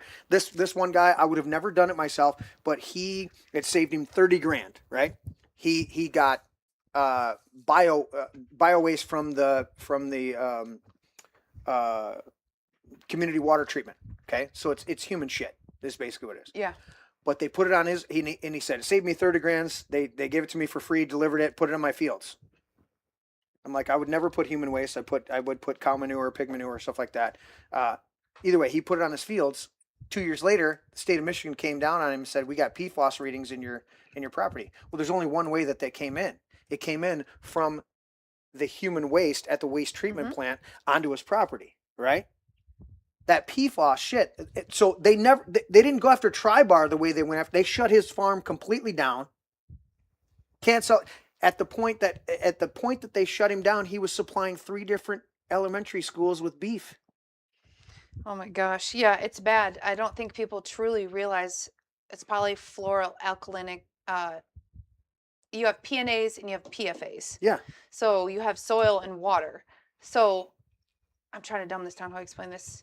What happens is it goes about, we're talking like hundreds of years. Yes. Like for it it's to a die forever down. chemical. Yeah, and the problem is Yeah. that they can have a discharge permit. It doesn't matter if they're returning it back. Some of the water is returned back to where they got it. Correct. And they're actually drying up lakes. Yes. And then they'll say, but it's closed loop. Bullshit, you're still using up to 5 million gallons of water a day because of how big these facilities are. And Yeah. we've had Bitcoin mining has been doing this, not all of them, a lot of them correctly for years. They do immersion cooling. China puts their data centers in the ocean underground. Yes. And you don't even need a data center. Correct. In my fight and standing up against saying, do this correctly. Yeah. Can you do it? We already have had data centers, and I want to make sure your audience clarifies this. The issue is not data centers. It's hyperscale data centers. Correct. We have What's the one in at Utah right now that they're trying to put in? That's a massive hyperscale. That's like bigger than Manhattan. But basically, we've had data centers for years that store banking information and medical information. Right. But it's an edge. Yes. It's an edge data center, which means it's near the facility. Yes. On site or very close nearby. But the problem is I've had companies come up to me, and of course I'm sharing this with my tech friends because I'm no tech engineer. They already have quantum computing. They have fractal technology. Correct. They can already put something that's as big on your table and do the same exact thing, but you might have to put multiple all over. But I met a guy who runs a fucking data center from his phone. Right. So, and I'm seeing it, I'm seeing it in real life, so nobody can't tell me it exists. What's the angle on that? Exist. What's the angle? Why if there's better technology and they can do it better, why the fuck are they doing it so horribly?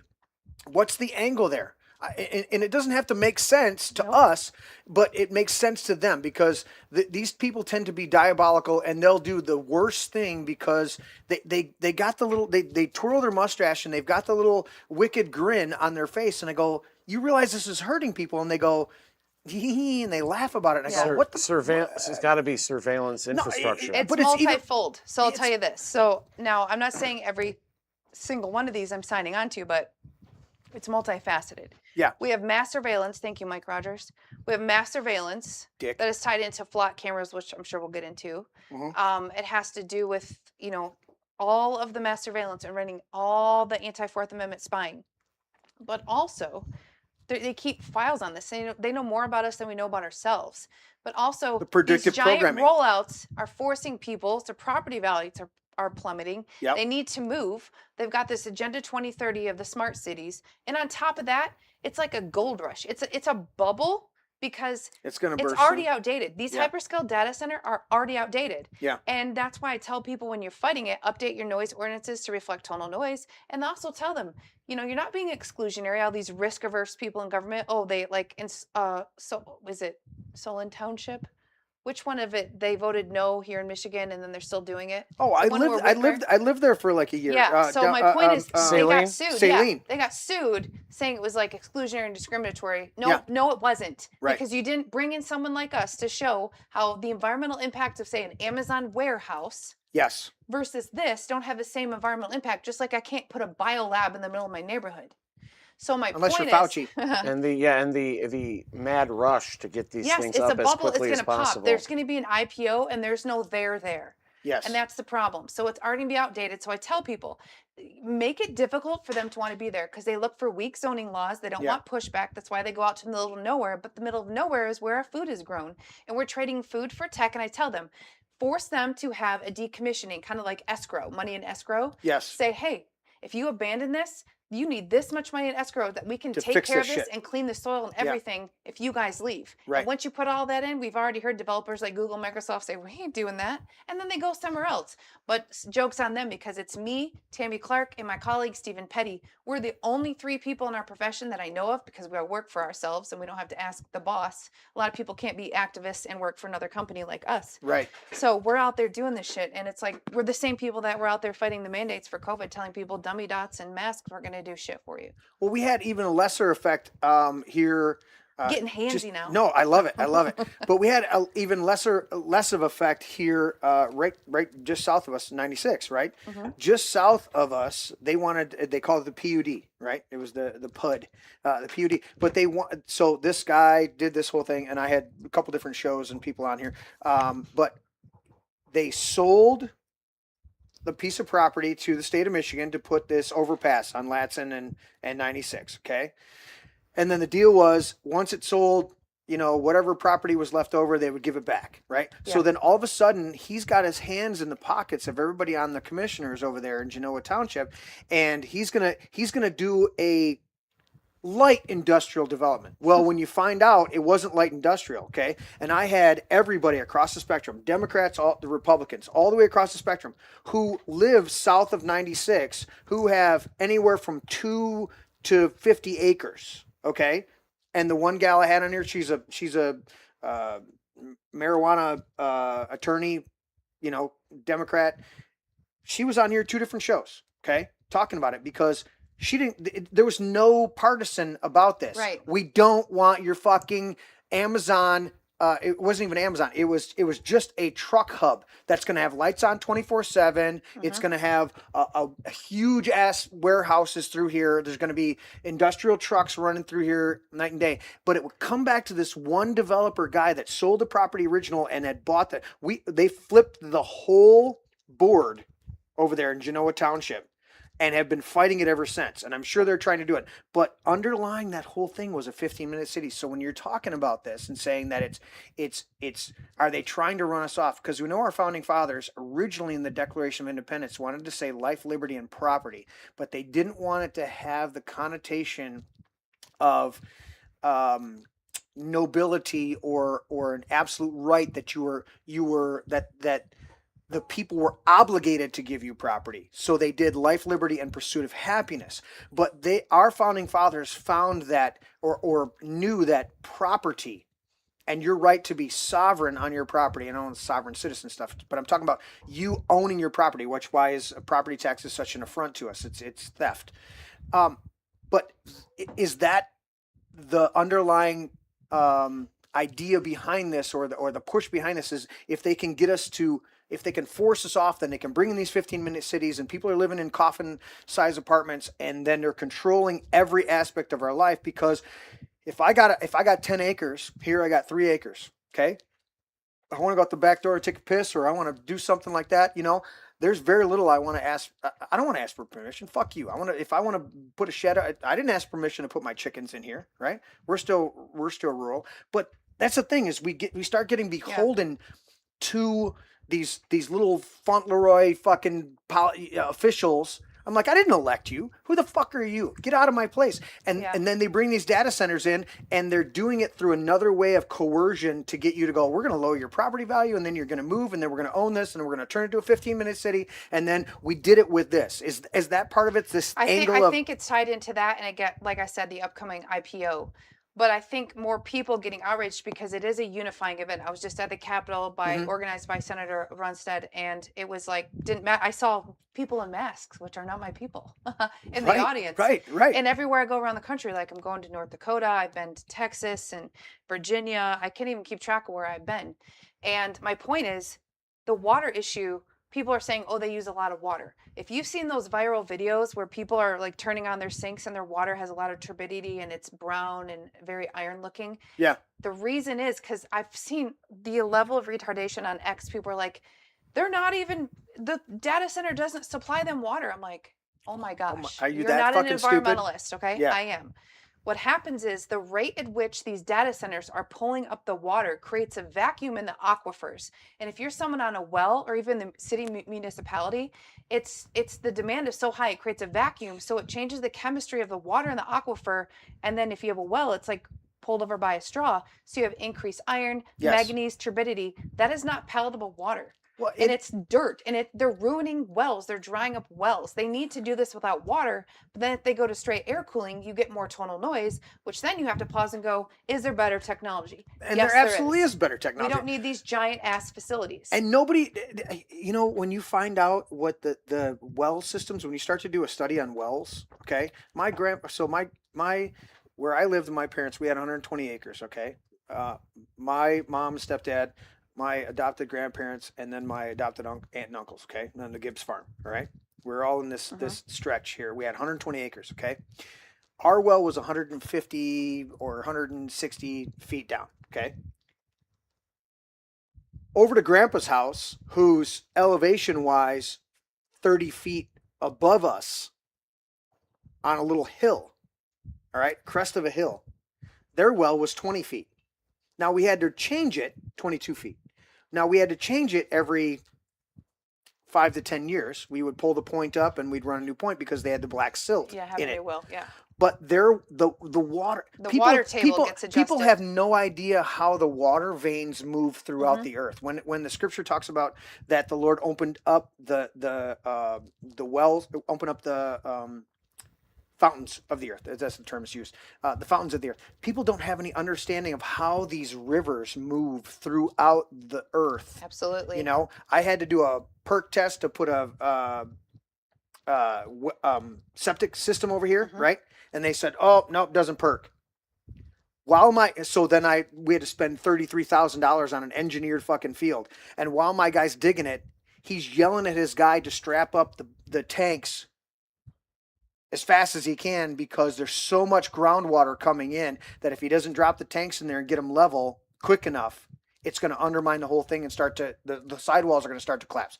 So they didn't find water when he dug this 3-foot hole but when he goes down 10 feet to put my septic tanks in, there's so much water running in. He's freaking out to get these tanks in. These are things that people don't have a clue about. No, and when you're talking about the sucking sound where it's pulling the groundwater and doing this, that's not even to say when they do the fracking and they can light their fucking faucets on fire and people go, "Oh, that's not true." I'm like, there's dude, a whole underground city. And that's why if you do something here, that's why I try to tell people, this applies to electrical too. If you are doing something way over here, 100 miles that way, they can be impacted. 100%. And that's what people understand the water table don't and how get that. aquifers work. And it's like infuriating because everything. I don't expect people to know this, but don't tell me I'm fucking wrong when I've been doing this for 24 years. That's frustrating. It starts from our body, our total makeup, right? You've cited a couple times, 40 plus and menopausal, right? Everything's supposed to be homeopathic. It's supposed to be the homeostasis. Whole the homeostasis is supposed to be the whole body. And that's the same with the earth. We're made of the dust of the earth, right? With the breath of God breathed into us. And so you look at it and go, everything's connected. It's almost this this whole Avatar, Cameron got that aspect of it right, is that you got this one big tree, and it's tied to everything, and they're going to uproot it, they're going to do this shit. And I look at this stuff and I go, oh my God, all of this stuff is tied together. If we don't understand frequency, if we don't understand the impact that we're having in the totality of this environment, then we're missing the whole thing and we're polluting each other. We're destroying our own ecosystem. We're destroying the earth. And again, I'm with you on the environmental. I'm not an environmental wacko. Okay. Me neither. You know what? We were at the for Father's Day, we were at the Tigers game. You know what was interesting, but also annoying is the amount of fucking mourning doves that just kept flying in front of us because we were in the upper bowl. And I'm like, somehow these birds have managed to adapt and they've got homes up here and they just keep flying around in front of us while we're watching. Maybe we need a couple of windmills at the stadium. Well, let me quickly add to this before I have to go and release my PFAS. Yes, I'm seeing this. No, but I just want to say this too, is that the number one argument I see by people, and it's the people on the right that say, you're anti-data center, you're funded by China, and farmers growing watermelon and golf courses use more water. It's not the amount of water used over time. It's the rate at which you're using the water and what you're putting back into the system. Growing watermelons isn't releasing PFAS back into the discharge that's going through the wastewater treatment facility and then you're drinking it. It's not the same. It's not the use amount, which isn't the same amount. It's the rate. It's kind of like saying, hey, this isn't true, people, but let's say I had 5 drinks. 5 drinks in 5 minutes is a lot different than 5 drinks in 5 hours. Correct. So that's the whoever's arguing that is full blown retarded. But even, and I'll let you go downstairs. But even the keep your that pack on. Oh, I'm not leaving Oh, and this if you on to can- go to the bathroom. I ain't having a hot No, mic. that's your headphones. You could hear what we're saying. No, if it's you're in the okay. bathroom. I'm gonna put my sweatshirt on. So We're trying to get. I need to go down. I need to. it's fine. I've Yeah. just. It's No, my perfect. eyes are dried out from the air blowing out. We're trying to get super chats, so feel free to keep the mic. Oh, Yes, that happened on I a haven't text seen space, some of our actually. regulars on Someone had there. a hot mic. You We could gotta- hear him we gotta- peeing. We got to put your feet up there. But when it's watermelons, when it's golf courses, you know what happens with watermelons and golf courses? It's natural water. It's whatever the water is supply that they're getting, right? And it's filtering back down through the sediment, through the bedrock, and replenishing the wells. This is not They don't some have fucking cooling data towers. center. The problem with go ahead, you can mute your mic. Yeah. I'll take out. So let me go into while I can get a word in edgewise. No, you're not getting a word in edgewise. Let me go into the rally that we had last week. I was happy to attend the rally in favor of legislation that's been introduced by MI GOP chair and state senator Jim Runstead. We like Jim. That would put a pause on the data center construction. Yeah, I saw in the that entire moratorium. State, a moratorium. For a year, just so we can kind of figure out what's going on and make sure that these things aren't being ramrodded through.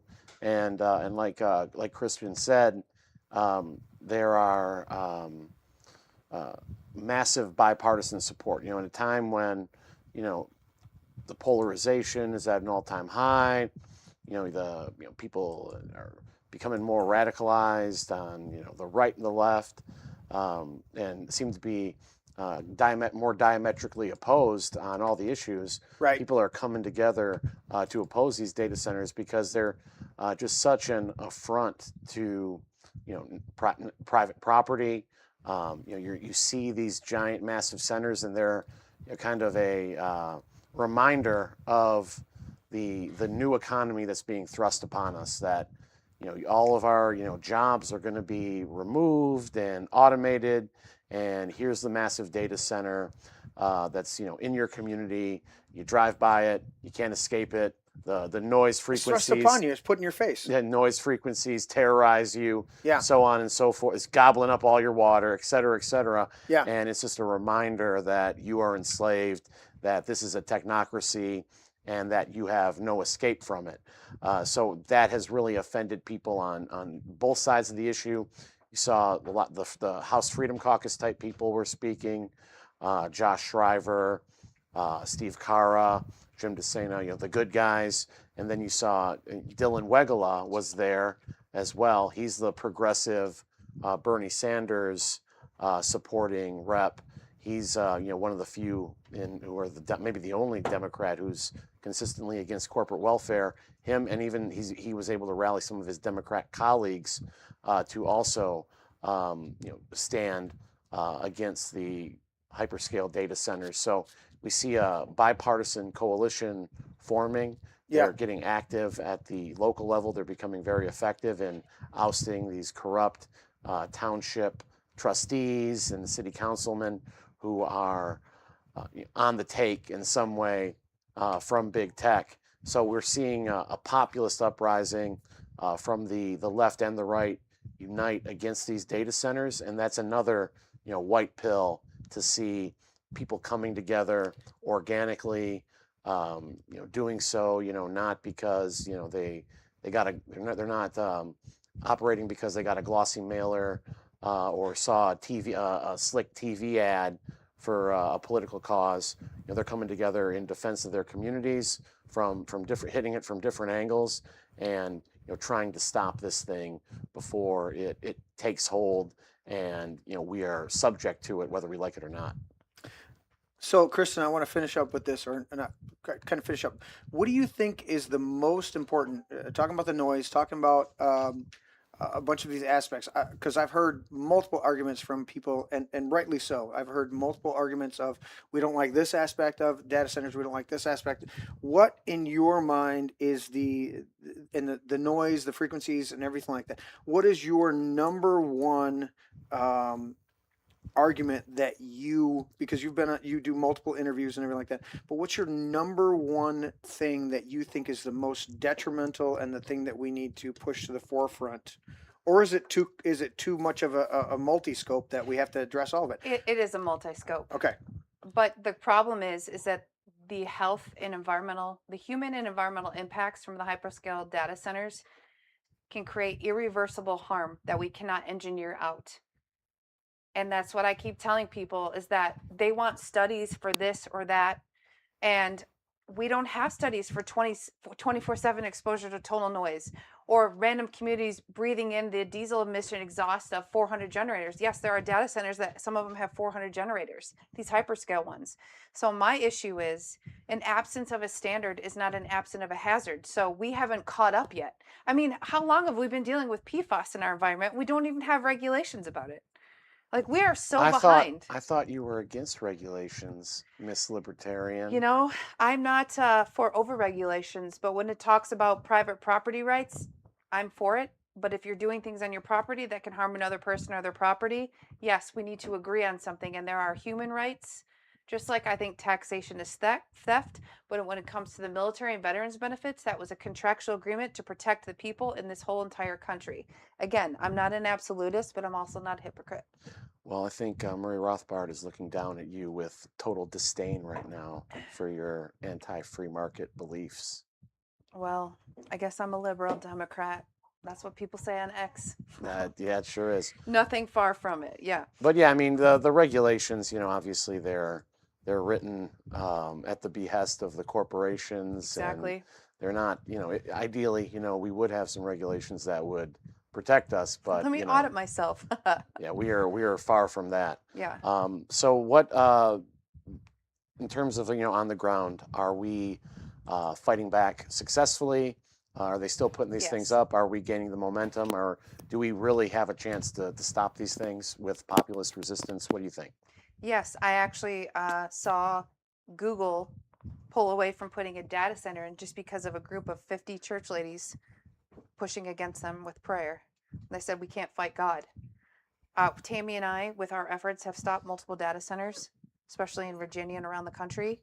We're working on a resource guide so that a lot of the technical information is conveyed in a non-technical way, because you have to make sure that your zoning and your master plan line up, and people have to get ahead of it. And I tell people that are watching, you can cyclically, intermittently look up, it's different in every state and county, if they are filing for diesel generator air permits, because it's a special permit with tiers having to do with the release of particles that are 2.5 microns equal than or less than.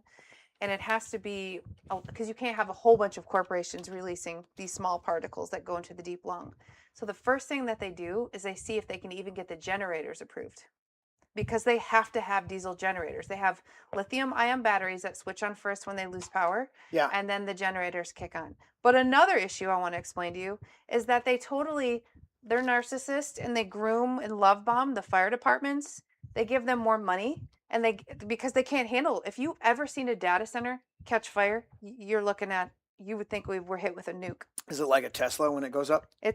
You can't even imagine it. But I'm saying, like the Tesla, when a Tesla goes up, they literally stand there and just spray it down with water to protect the stuff around, because they can't put it out. Look at the fire in California. As soon as it happened, I was like, this isn't going to be out in one day. Everything but a blue roof. Well, here's the thing: solar panels, because of what they're made of, and in a cold storage facility, the type of foam that they have in there, it traps fire.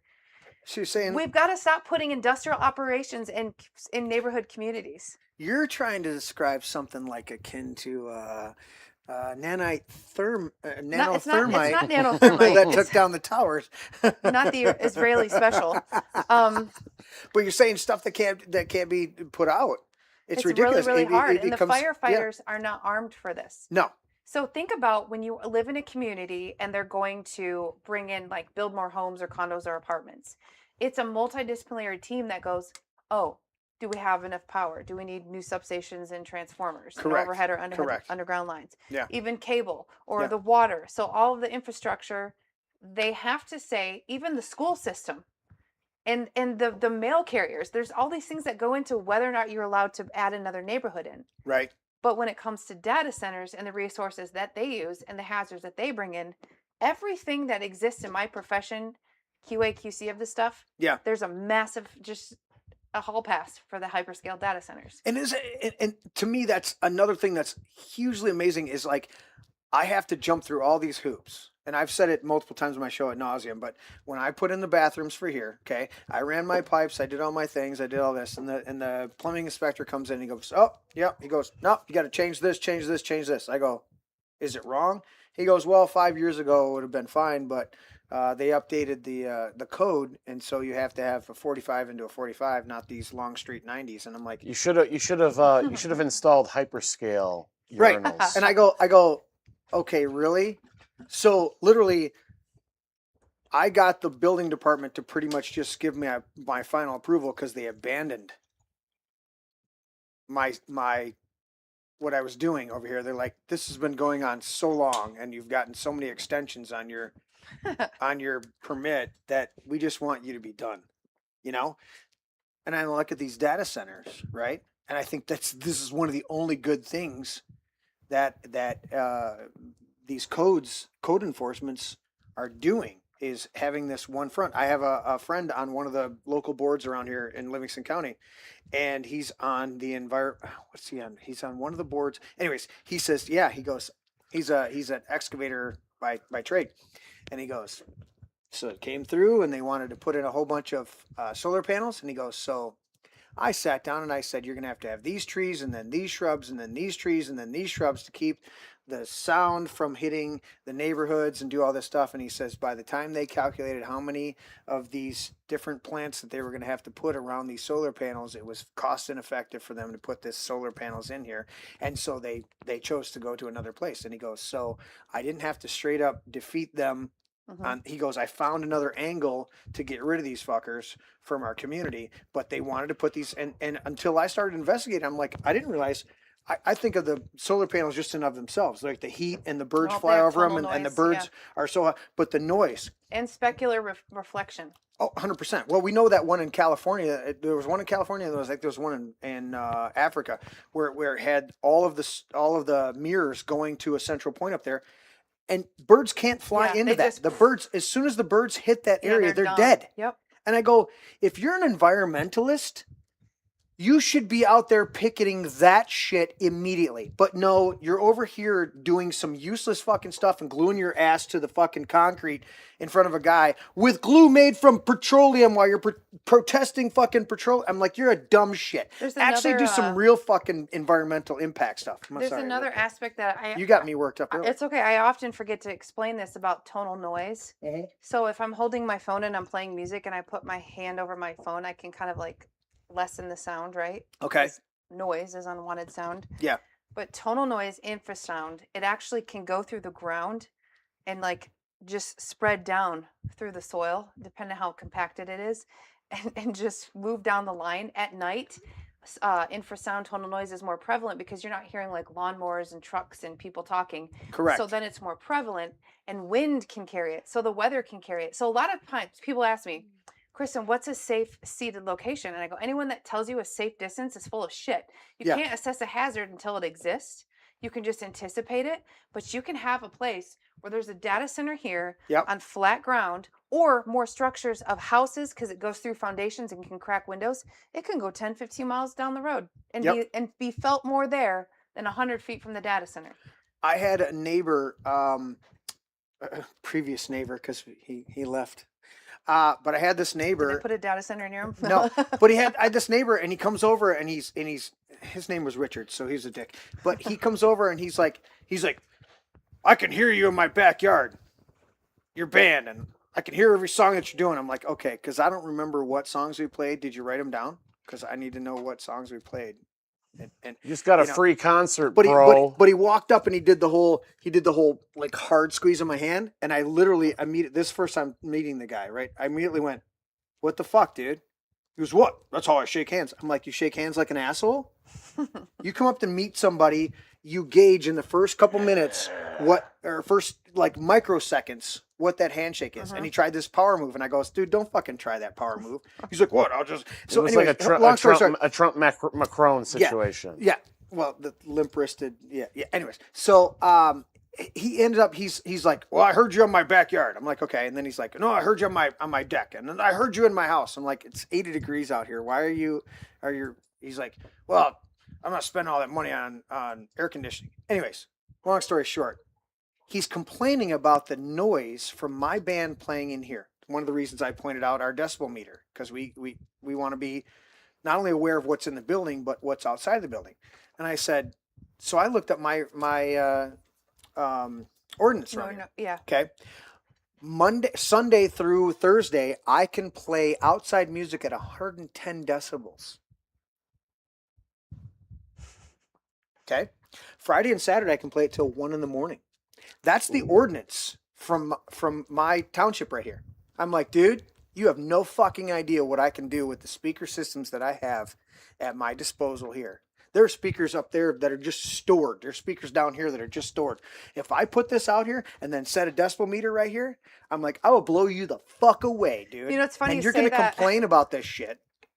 So this guy's giving me this attitude and everything like that. And I went over there and I went, dude, I'm doing everything that I can to make sure I'm not bothering you during band practice up until 10, 11 at night. Okay? And you're coming over here and complaining to me. And then I take my decibel meter out there to the road and I go, there's nothing that I'm doing back here at my man cave that is louder than what's happening when a fucking truck drives by the front of our houses. And our houses are 100 feet off the road. So you're complaining just to be an asshole to me. And you need to fuck off and get away from me. He sold the house like 6 months later. I've had really good neighbors since. But that's my point, is people don't have a clue about what's actually going on. I'm like, dude, you live with the fucking sounds of the road at a higher decibel level in front of you right now. And you're going to complain with me instead of coming over and going, sounds good, which everybody else did. He just wanted to bitch. And I'm like, God, we got to get through these assholes to get to the people that go, wait a minute. I'm complaining to my neighbor over here about this, when the reality is the fucking government's allowing this corporation and that corporation to actually put PFAS and these other tonal... which makes your animals like lose their hair. But it's easier to hassle your neighbors than it is to fight the government. Yeah, but you know what's funny when you said that is in downtown Grand Rapids, they put in this new amphitheater and people all over social media be like, I heard, what the hell is it? Machine Gun Kelly and I live 2 miles away. They bitched about that here in Brighton. When they changed up the amphitheater, they had a little, like, just a stone area, and then they put in a whole amphitheater, and the people were like, oh, it's too loud down here, it's too loud down. I'm like, there's a balance in society where but you're arguing over the fucking amphitheater and a band playing and not going after these corporations who are literally selective outrage trying to destroy you and pollute your environment. I shake my head at people sometimes. I'm like, speaking of, it's majoring on the minors and minoring on the majors. It's like, oh, you're going to be upset about that? You know, there's a soundbite somewhere in the computer about me. I'm like, wait a minute, you're upset about this, but you don't care that 60 million babies have been aborted in this country. You're upset about that. You don't care that our U.S. Navy shot down an Iranian school of girls? 140 little girls. Yeah, it was us. I knew it murdered. right away. Oh, our bad. We thought it was a school. I'm like... So it didn't happen. It was actually the Iranians themselves that did for that. a country that stands on the supposed righteousness of freedom and... I thought we were supposed to free them. And then now they freed them from life. And now our thing was we got to reopen the thing that was already open before the war, and we're declaring victory because the Strait of Hormuz is opened. Is this the 45th time we've? Yeah, 45th. I think it'll actually end when we hit the 47th time of declaring victory. And then it'll be complete, the magic right? number. 47 years we've been fighting with Iran. 47 Trump. 47 Trump. And 47 times. Once he hits the 47th time that we've declared peace, that we have a peace agreement, that one might stick because it lines up, right? It's 47. What are you going to say, Shane? So speaking of corporations coming to screw us, flock cameras. Let's do that. Ties into data centers. I have a video that you should play on Twitter. Shit. And Mike Rogers. You can thank Mike Rogers for this. Mike fucking Rogers. So I do still have a buddy going. He's like, we gotta have him on. I'm like, I don't want that fucking guy on here. The flock cameras. We see how Orwellian they are. So go to. It sounds to me. Yeah. Which one you want? I think it's the second one there. That one? Or go to Wall Street Apes. I think it is Wall Street Apes. Yes. Okay. Yes. I find it amazing. I got buddies that come at me, and I'm like, I think the flocking cameras are more. It does sound like a cuss word. They're like, I don't care about flock cameras. I'm like, dude, it sounds like a cuss word just on its own. Are you talking about Larry? You're doing like your No, Larry I'm voice. not. No, I'm not doing Larry. Why would I ever do that? Larry's my buddy. I love Larry. Is this one gonna auto? Yes. Okay, let's do it. Let's go to that. So this shows just how Orwellian these flock cameras are. Oops. Not playing. You got to put the sound on. Oh shit. Is a flock camera known as a condor. Unlike the Falcon license plate reader camera, you'll notice this does track the movements of people. Literally are designed to track a person, aren't they? Not to track a person, no. This is a flock camera known as a condor. Unlike the Falcon license plate reader camera, you'll notice this does track the movements of people. Whether or not it was designed to specifically track a person, you can see right now, in real time, no matter which way I move, the camera moves with me. And so what's happening here is Flock is classifying the Condor as motion tracking or object detection. And in their official legal policy and wording, it says that it is not designed to track specific persons long term. This helps with public approval. But if you look at what the camera actually is, it 100% tracks people. And here, let me show you. Right here. The Condor camera is designed for wide area monitoring. It can detect, zoom in on, and track people moving around a scene. So this camera tracks you, it can zoom in on you, and it can follow you around. And then they have official talking points to tell you the opposite, that it doesn't. Yep. Oh my God, that tastes like IHOP. Oh, what is that? I gotta take a picture of it. That's a tummy hug. Oh my gosh, that's so good. That's Bubba's happiness. pancakes and bacon whiskey. This could end the war. It could end the war. So I was trying to do it nonchalant off camera, just share a little shot. Just smell it. Yeah, this is Bubba's pancakes and bacon whiskey. So my drummer brought in the other. I want a pancake. Like a number of months ago, he brought in Bubba's. What's it called? Burnt. The bottle's over there. It's another variation of this. Oh my God, it was so good. You'd like it because you like the midnight snack. Yes. So let's get back to this video. What bothers me about this, the flock camera things, and it's bothered me on so many other fronts, is what the government has been so prolific and very. They do it very, very well. Okay, is they want to circumvent spying on the American people. They hire a private organization or they hire another government. That's where Israel and the UK come into play with all the things that we're doing, is because they can't spy on us directly, right? That would be a violation of 4th, 5th, and the whole Constitution.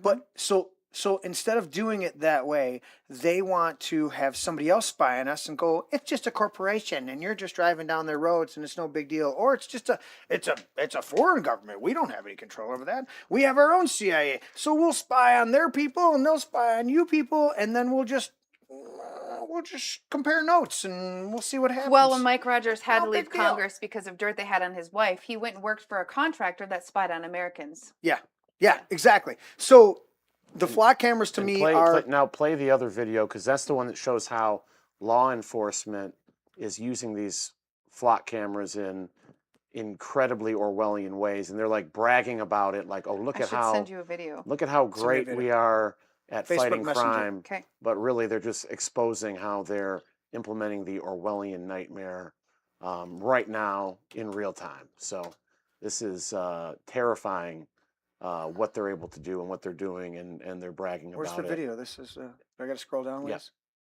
Yes. Okay, ready? Damn it. Local law enforcement. The system has helped them arrest violent offenders and recover stolen cars. An advantage they say is priceless. Just help them get a dangerous man off the street. They tracked his car down using flock cameras. The cameras take a picture of every car that drives by. The cameras are designed to catch criminals, but they also create a searchable database of every car that passes. All day it's just reading tags. They're continuously recording. It's just a tool to help us catch criminals. We're going to catch everyone. We have cameras everywhere in that town. You can't get a breath of fresh air in or out without us knowing. Chrisana Elzer learned the power of Flock firsthand. You were in town from 11:52 until 12:09. Exactly. Like I said, nothing gets in or out of the town without us knowing. When a Colorado police officer showed up at her door holding Flock snapshots of her truck. And here's when you left. At 12:09, that's when you left town. To get.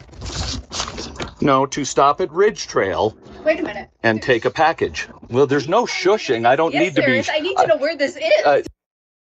So yeah, they know everything that you're doing, and they have a dossier on you. And of course, it's to stop crimes, and they're catching the bad guys. And of course, that's true to a certain extent.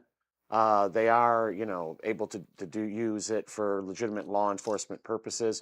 But what about when the next crisis hits, and suddenly we're gonna lock you down. Suddenly you need we're gonna Chinese weld you into your apartment. Yeah. Suddenly, the data centers and the flock cameras are weaponized. It's all being used together to supercharge a surveillance grid, and you can't move without people knowing, and your car can be shut down at a moment's notice thanks to John James's kill switch.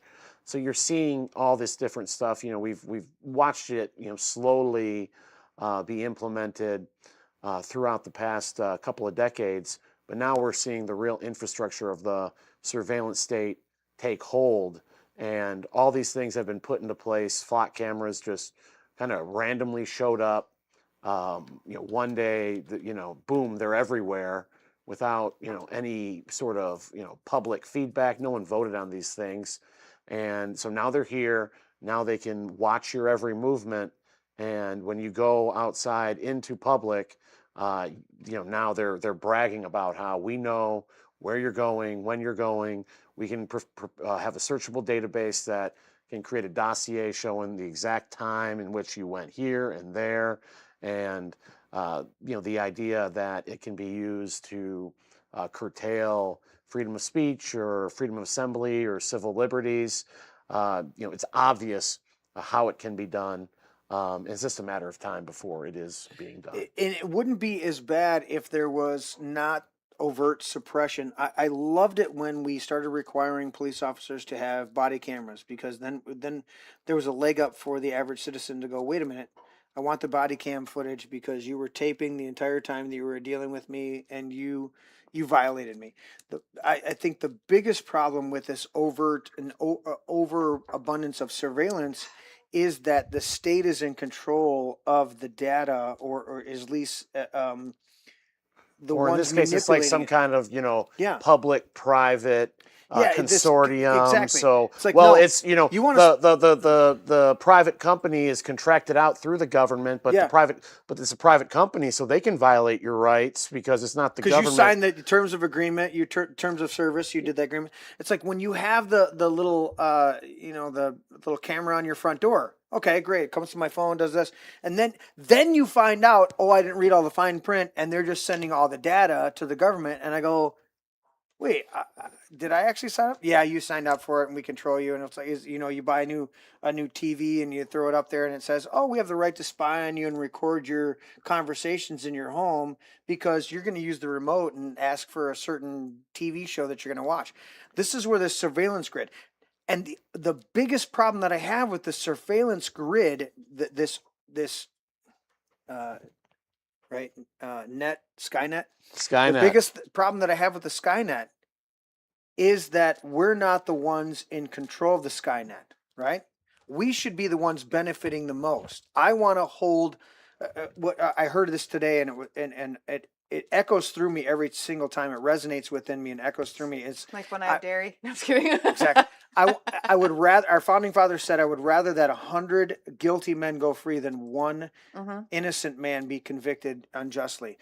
And it's this idea of they're putting this surveillance grid in not to vindicate we the people, but to control and manipulate. And really, it's a fear tactic. To put us into a place of submission and subservience. It's once again putting us into whatever you want to call it, a feudal system or whatever it is. It's the people that say they're in control lording it over us. Well, the only reason you have fucking control is because I've yielded it to you. Otherwise, you have nothing. And if we band together as actual people, we can take out everybody pretty easily. But that's where I look at these flock cameras is this is just another avenue that's being manipulated. Now, the flock cameras were used for me. Yeah, I had a shit. You want to pull me over and give me a ticket? Okay, what about these other 4 fucking shitheads that came by and drove recklessly behind me, whipped by me, and did all this other stuff? You know, but I don't even want that, right? Until you cause an accident, until you're reckless enough to cause somebody else property or bodily harm, leave us the fuck alone. If I want to build an outbuilding on my property and I build it like shit, and then I go to sell my property and an inspector, not a government inspector, but a private assessor comes in and says, this is a piece of shit that's going to have to be tore down if you want to buy this property. It wasn't built right. Guess what? I have to lower my fucking price on selling the property because I built it like shit. But if I built it high quality, then when he comes in, there's no liability to the fucking building department. They're not going to stand here and say, yeah, I signed off on that. I guaranteed that stuff. You were in here for 10 fucking minutes on something I worked for 6 months on. Right. Fuck you. And it's the same with these flock cameras. You're gonna prosecute me on this, and yet who's holding you fucking accountable, right? You know who got vindicated on the hands up, don't shoot? The cop with the body cam. That's how he got vindicated. The guy who's I can't breathe and he's doing this stuff. You know how he got vindicated? Body cams. That was to their benefit. It exonerated the whole situation. But then when you take that same technology in private hands and you use it against me and my fellow citizens to prosecute us or to oppress us, fuck you. It's like it needs to be in our hands, not privatized, and there's 8,000 pages of fucking documentation that we sign off because I just want to watch fucking Netflix when I get done with the show and I want to relax, you know?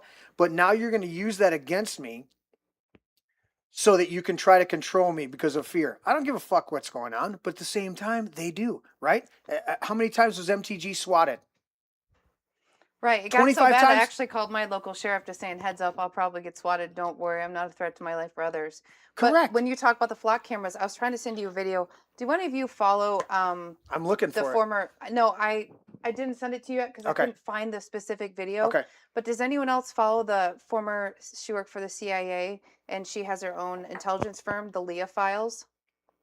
No. She covered flock cameras. I didn't know this. Okay. Until a couple days ago. So I'm not going to act like a know-it-all. I saw it in her video. Yeah. And she talks about the flock cameras aren't just about the video. There's also a technology called Signal, and it's used Israel. Oh, yeah. And they can if I have my AirPods in, yeah, they can tap into my AirPods. They can tap into, just being around it, they can tap into any of your tech, including your smartwatch. It's like a hailstorm type device. And Pegasus software as well, which is Israeli spyware that can be in your phone by a text message. Is this our greatest ally? Yep. Is this akin to the same technology that they were using with the LED lights and the other frequency lights that they were putting up to where they could beam? What was that called? Where they could beam thoughts into people's heads? Oh, people are walking by, yeah, and they could do that. So is this it was developed by the Air Force. Yeah, so where they could beam the thought into your head. You're walking by, you hear and voices. You hear voices, and so people aren't fucking crazy. They're doing this shit on purpose, and they're fucking with people on purpose. It's been around for a long time. I knew the voices in my head were real. It says That's it. what Don't that's vote what for some Mike Israeli Rogers. media were saying when Trump signed that MOU, that the Iranians had that technology and they were using it on Trump. Oh, on the which one? Not the heartbeat one. No, the mind altering one that you were just talking about. They have one that What do you can think about make the you plant? super horny. Also, Where's that one at? it's in the military. They use it on Navy ships. So it that- makes men turn. Yeah. The gay bomb? The gay bomb. It is. There really is gaydar. Gaydar. Where's the gay fish? Yeah, You're so a gay fish. You're a gay fish. So yeah, the flock cameras, they're Flocking cameras. Yeah, it's also they're putting the signal technology, which is as a matter of fact, the first county that brought in hailstorm in the entire country, which was a device that mimicked a cell phone tower, and it pinged devices so that the data from your cell phones would run through it, and they could be able to snoop on you and steal your data. The first county to do that was Oakland County, and Sheriff Mike Bouchard, our Republican sheriff, You mean like in the country? Yeah, in the country. The whole country. And for he was the one out there out in front defending it, defending the use of hailstorm, and those of us who were fighting it at the time said that this isn't going to be the end. This is just going to be step one toward living in an eventual Orwellian nightmare. Unfortunately, not enough people listened to us. They went along to get along with the popular sheriff, and now we have these flock cameras. We have Signal, which is like a more sophisticated version of Hailstorm, gathering up all the data from your electronic devices. Who knows what they'll add to it next, but it's going to keep evolving unless we stop it right now. So isn't this Teddy? What's the quote you like the most? A moral. Is it John Adams? Our Constitution was made for a moral and religious people. It is wholly inadequate for another. So I think that was John Adams. John Adams. And so what you're talking about, Shane, is this idea that. Hell yeah. Obviously, you have those who trade freedom for security deserve neither, which is probably the overarching. And that's a great thing with one the too. flock cameras. But I look at the morality aspect, right? And I look at this. What Shane was just describing is we've got people, Mike Bouchard, right, sheriff, Yes. and he implements this for the first time in any county throughout the nation, right? And you go, what were you fucking thinking, dude? Right? But the reality is, when you have amoral people behind the scenes, sociopathic, psychopathic, whatever category they fall into, they will use whatever tools they have at hand. And if we're just naive enough to get to believe that they're gonna be moral, I'm gonna ascribe to this amoral, sociopathic, psychopathic person because my interaction didn't let me know that they were like that. I'm letting them convince me that this technology, this implementation is going to be good.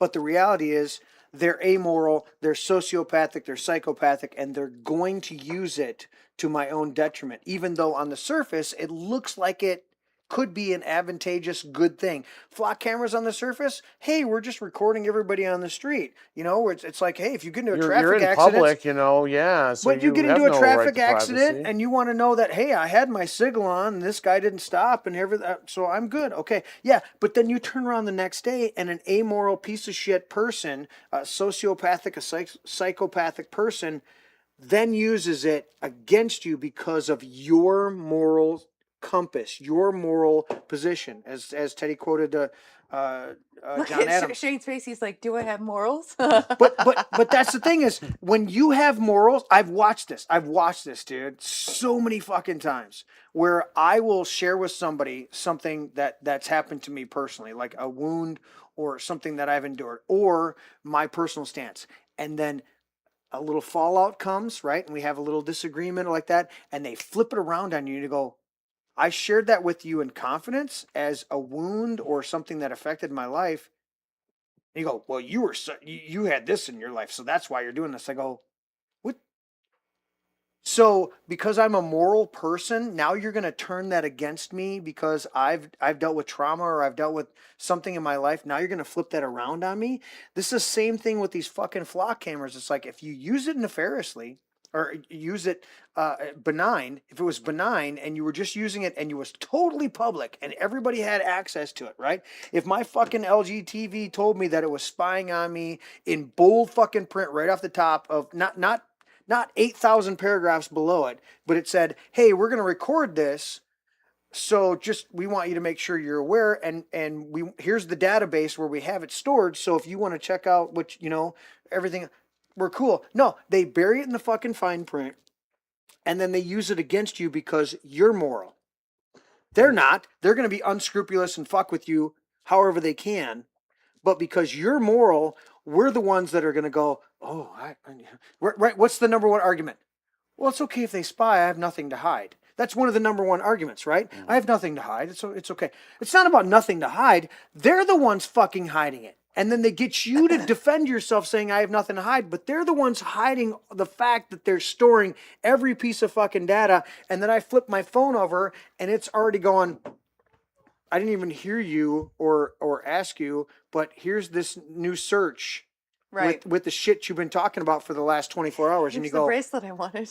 you go, what the fuck? What the fuck, dude? It's like, that's not intuitive. That's fucking spying. And I go, listen. But I feel like this technological power is so advanced that I don't think any person can be trusted with it. It needs to be rejected wholesale because absolute power corrupts absolutely, and even a good, well-minded person who has that power, it's going to be very, very difficult for them not to abuse it. Or maybe someone is a Ron Paul-esque, good Samaritan, right? Beyond reproach, that sort of person. The rarity. If that person has it, well, that person goes away. Who's going to be the next person in line? And in government, of course, usually the worst rise to the top, the most sociopathic Think of George demagogues. Soros, Alex Soros. Yeah, so those are the people who are going to already have their hands on it, will continue to dominate that. So that's why we just have to reject it wholesale, and we can't, get into a devil's bargain where we're, enabling Big Brother or we're taking half measures because that inch will become a mile in no time. Would you ever lean into it wholeheartedly? No. On transparency?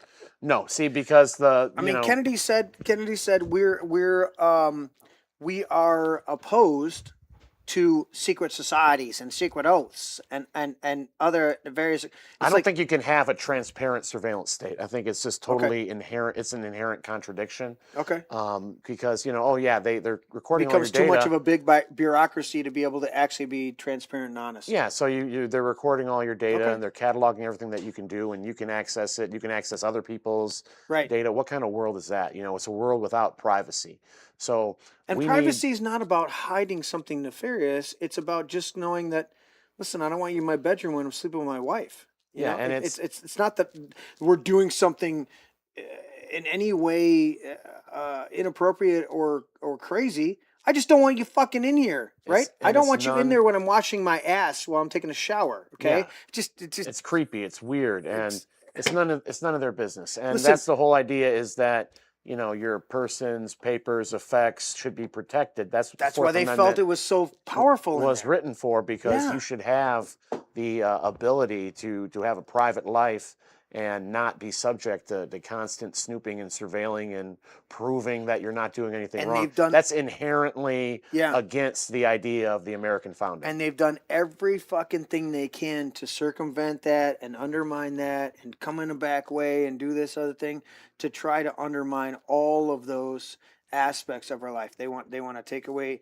free speech, and then they go, well, you can't yell fire in a crowded theater. I'm like, yeah, unless there's a fucking fire, then you better yell fire. Otherwise, you're going to be culpable for not making sure everybody gets the fucking out safely, right? Yeah. So you can yell fire in a crowded theater. Well, I just have to add, You guys talking about what you're talking about while I was peeing was very awkward. Was it funny? I was like, "There's a camera in here." But that's the thing is okay. So case in point, here's full disclosure. All right, okay. You're talking about washing your ass in the shower, and No. So I play hockey. Okay, all right. I play hockey at least twice a week, and I have a whole bunch of. So there's we get done with hockey, we take showers. Okay, but I got to hockey the other day. And I had a significant movement that I need to take care of before I get on the ice. So I go to the bathrooms up front I think of the building. Here's my point. It is always good to whack off before you get No, on the ice. I needed. I knew I had to take more than a piss, and so I went to the bathrooms up front where there's a door because in the locker rooms there's no door on the bathroom. Okay, there's one bathroom. There's no door. Well, I'm not going to sit in there and relieve my bowels. You're not going to shit in I'm your not gonna. Well, I can literally sit on the toilet and lean, go, "Hey, how's it going?" I'm not doing it. I'm going to go front. Okay, but I'm also going to take a shower with those guys. You know why? Because I'm not taking a shit while I'm in the shower. I'm just washing my body. The whole point is there are levels of privacy. It's like, okay, I after hockey, we're gonna take showers, all right? None of us are fucking bunch of perverts. We're like, dude, we're showering, we're doing our thing, we're getting done, we're gonna have some beers in the parking lot, we're good, right? Compare. But I'm not gonna take a shit. What I'm trying to, I'm trying to There's be. an What expectation of God's holy privacy. name are you blathering about? What I'm blathering about is that there are levels of privacy that we're comfortable with and levels that we're not comfortable with, okay? If I'm taking a shower at the hockey rink, that's one thing. I'm going to shower in such a way that I'm going to... and if you take a gander or two at your teammates, what's stopping you? He has happy endings after a shower. But the same thing is if I'm showering here and my wife comes down and she's showering with me here in the man cave, which I have a beautiful shower in there, okay? I don't want my hockey buddies in the same fucking room like they would be because there's different activities going on. Man, I don't think you could have in the handled shower. basic training. Oh yeah, that's. But you know, my dad's this told is me what I'm some saying. Well, stories. basic training, you sign off on that. So You sign I your rights definitely away. didn't sign off on some butch lesbian staring at my crotch when in the 60-second shower. Well, there you go. But the whole point of the flock cameras is you're throwing these up in public squares. Where did I get a vote? Where did I get a say in where you put these fucking things up? And because you're a private corporation, I don't have a say. You don't spy on me just because you're saying that we're protecting the greater good while it is a detriment to my overall freedom. Now, if I have a say in it, if I have a vested interest in it, now the dynamic starts to change. But as long as you're just throwing shit up on there and putting cameras up, I have a problem. Listen, if I'm going to take a shower after hockey and I understand, listen, there are a couple guys, there's a number of guys that we get done with hockey, they get dressed, they put on their clothes, they go home, shower, whatever. Maybe their wife likes them coming home stinky. I don't know what's up. But that's a choice you make. Right.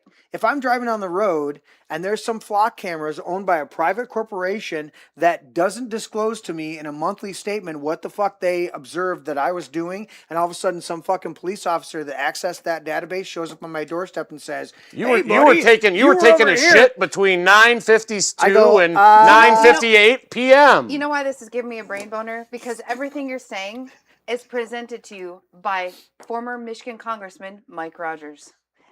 And the Liberty voters know this, and this is why they will never, ever, including me as a Republican, it will never land on me when this El Said guy gets elected and Chris Long says, it's because of Kristen, Megyn Kelly, and Shane Trejo. No, bitch, it's because of you. Because you elevated an establishment candidate that already lost by almost not 20,000 votes.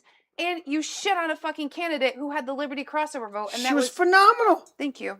And people were like, she And didn't get fuck enough you. signatures. Yeah. Did you play the whole clip? Do it. Oh, I'll do the whole one. Do the whole clip. And fuck you if you don't like it. That's exactly right. Thank you, Peter. Damn right.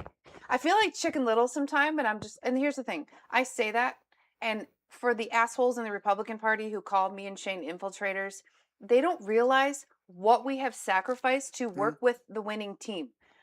I have libertarian ideologies, but have you seen the libertarians? Okay, I went to their national convention as press. Right. blue That'd be hair, crazy. pink hair, Crazy. a man in a crop top and a cheetah bathing suit. Oh my God.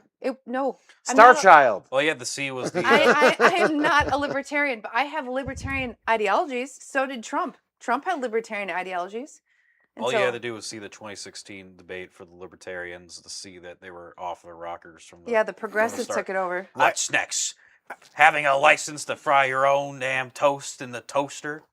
Well, And then they boo Gary Johnson after for 2012. supporting driver's licenses. Yeah, they boo Gary Johnson. It's like, Well, well, I great. think some people should have some competency if they need to. If they have to drive. Boo! Teddy, where's your notes for the show clips? Is it on your phone, or I you have my just write it phone. down periodically? Yeah, I want the Meet the Fockers asshole from the little kid. Oh. I want that in your sound clips from now on. Okay. Because when we Wait, do am I? like is Mike that the Rogers thing to go- sign, or is that? No, your I'm just doing notes? some we're getting notes. Wait, Oh. you're not ready to sign yet, are you? No, I You thought got he was plenty of doing time. it. I thought he was no, hogging he's, the No, he's paper. fucking just doodling over there. That's what he does. He's lyric. So I had to give him. Sorry, I was gotta give him- texting a couple guys a couple guys that wanted the link. So. Oh, okay. All right. So it's this level of privacy that we have to realize it's not about the people asking to invade my privacy. It's about me and what I'm comfortable with, right? If I'm comfortable with, 10 guys that I know that I played hockey with that were hetero and we're going to go in there and just take a shower and, do all this. I'm comfortable with that, okay? Because these are guys that I know. This is not I get it. There's no thing. We're taking showers, right? It's like women. We just. But I'm not going to take a shit at the same time with any of those guys standing there going, "How's everything coming out?" And it creeps That's for me the toddlers. fuck out. Exactly. It That's creeps me for the- toddlers. But- Toddlers give you no privacy. They give you no privacy. Dude, I remember my son. He's like walking through the room and like stops and does his thing, and he gets done and kind of does this shake like that and goes, and I'm gonna need to change that diaper because he just unloaded. But it's like the privacy is not about the fucking corporation or the government. It's about me. What am I fucking comfortable with? And if you didn't ask my permission, then fuck you if you don't. And fuck you if you don't like it. You need to ask my permission. We keep coming back to these situations constantly, whether it's data centers or flock cameras or the GOP. It's like they keep going, I'm not going to ask your permission. You need to come and petition me. You need to come and ask me not even ask if it's okay, but push back on you when we go, what the fuck are you doing?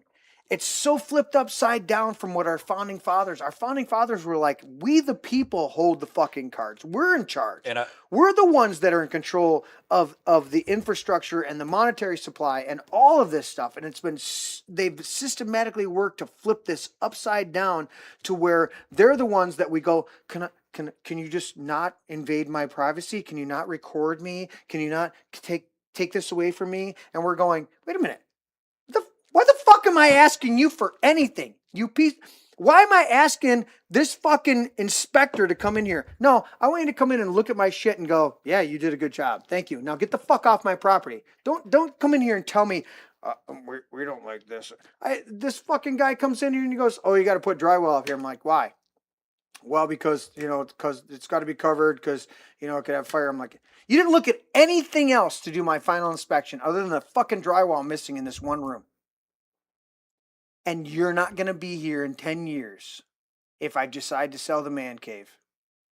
You're not going to be here having any responsibility or liability whatsoever. I will be the one with the liability and responsibility. Did I build it right? No matter what your fucking inspection says. And that's the bullshit of this. And you know what jogged my memory? I work a lot in like police accountability, like constitutional policing, like CSPOA. Yeah. And I'm all about body cams. And it's so funny because you'll see like auditors, you guys have probably seen these videos where they go and do audits for like First Amendment. Mhm. And they go into like some township to do a FOIA and they're like, you can't record in here. And Oh he's my like, yes, God. I can. He's like, we have an expectation of privacy. I'm like, what's that? Well, you have an expectation of again, privacy, but yeah. let's put a flock camera in the fucking building. Do you guys remember? Sorry, do you remember when people were called crazy for putting fucking stickers over their laptop cameras? Right? Sorry. Yeah. There was a journalist actually for, I think, Upper Peninsula like a local news thing for Upper Peninsula, and he went around actually going to all these government places recording, and these people were very, very like, well, yeah, you record, but we're not comfortable with it. But and some of them were being like hostile, but it is in the right to record these meetings and 100%. hold these people accountable, and that's the main thing with that we have to do with fighting the data centers and the flock cameras. Because how many millions of dollars have people paid to get their own FOIA request or transcripts from a trial when they should have been allowed, just like the lawyers standing beside them, to walk in with their fucking cell phone and record the whole proceedings? Why do I ask you to get a fucking transcript when I can bring in my device that I already carry around with me, everything, but I had to leave it at the door? I was amazed the last couple times that I went to Livingston County for I was supporting a couple people that had some court dealings, and I'm walking in there and they're like, "Oh no, you can bring your phones in." I'm like, "When did that change?" They're like, "Oh, like last year or the year Just before." bring an And I'm AirPod, because AirPods are also hearing aids. I use mine as a hearing aid because I have hearing loss But- in my left ear. but- my point is, you can leave your phone elsewhere and your AirPod Right. will pick it up. But that's the thing is, they were like, I remember like 10 years ago, I'm walking into court and they're like, "You can't bring your phone in here. You can't do no recording." I'm like, this is my I'm part of this proceeding. How can I not fucking record it? That's a violation, Eat a satchel of Richards, man. dude. But that's the thing. So these flock cameras are doing this. My problem is it's private corporations, right? And we could go down. Don't you be dribbling over there? This is actually my vitamin drink. I know. I saw. I don't want your crew to think I'm just slamming. No, you're It's doing it's hardcore. called Cardio Miracle. It's really good for you. Dude, isn't that what Lebo? I don't know, but Dr. Lebo I does the use Cardio it. Miracle? I just love it. It's good for me. She does the commercial on with Alex about the Cardio Miracle, and then his supplement. Methylene blue. No, not the methylene blue. This was before. It was the Oxy. Oxy powder. No, it was the oxygenation one. What was it? It was the pills. I think they had a powder. I don't too, know, but but I believe you. you know what I'm saying. But it's the oxy. The fuck. I'll think of it in a minute. OxyContin? No, fucking A. But this area of again, I said it about our JFK. We're opposed to secret societies and secret oaths. You know, it's this idea of privacy. Unless you're It's Mike like, Rogers. listen, when the government, and it goes back to, I think it was Jefferson, when the people are in power, the government fears the people. When the government's in power, the people fear the government. We got to get back to the government being afraid of us. And I don't think we can Mike get there. Rogers is afraid of me. Well, I don't think we can get there. I don't think we can get there until the whole system collapses. And I want to end on this theme tonight, talking about, maybe the GOP can be saved. I go, you know what? The third party has never a third party in our system. We're not a parliamentarian system like England or Canada or some of these other places, even India and stuff like that. We have a bicameral or a dualistic party, right? We have Republicans and Democrats, and then a bicameral Congress and stuff like that. I don't think we can ever have a third party candidate for a major office until we establish a beachhead of a third party candidate on the local level.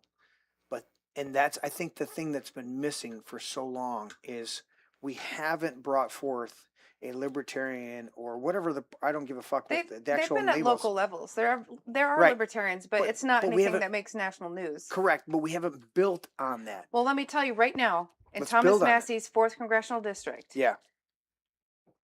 there's a friend of mine named Jeremy Todd. He supports That's a good Thomas first name. Massey. Yeah. And they did not have an open primary.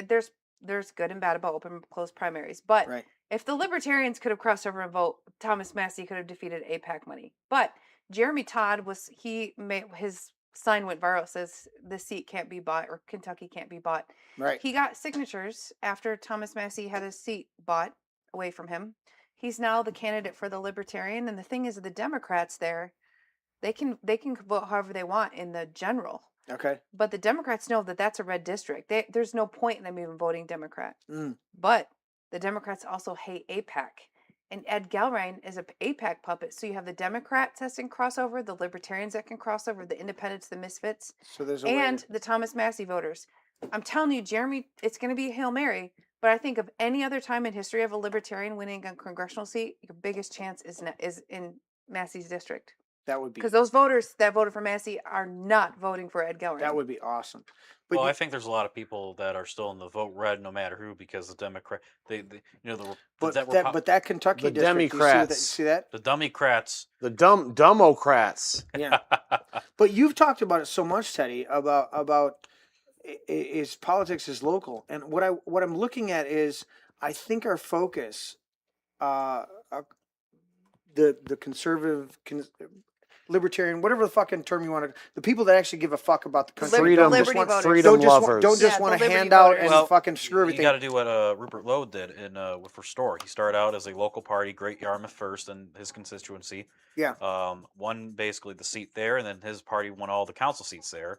Then that got built up in the Restore Britain, the national party. Yes. So what we need to do, local level, is, for example, here we need Livingston first, or something like that for Livingston County, and build up infrastructure here, and then build up, have similar parties across the state. Yeah.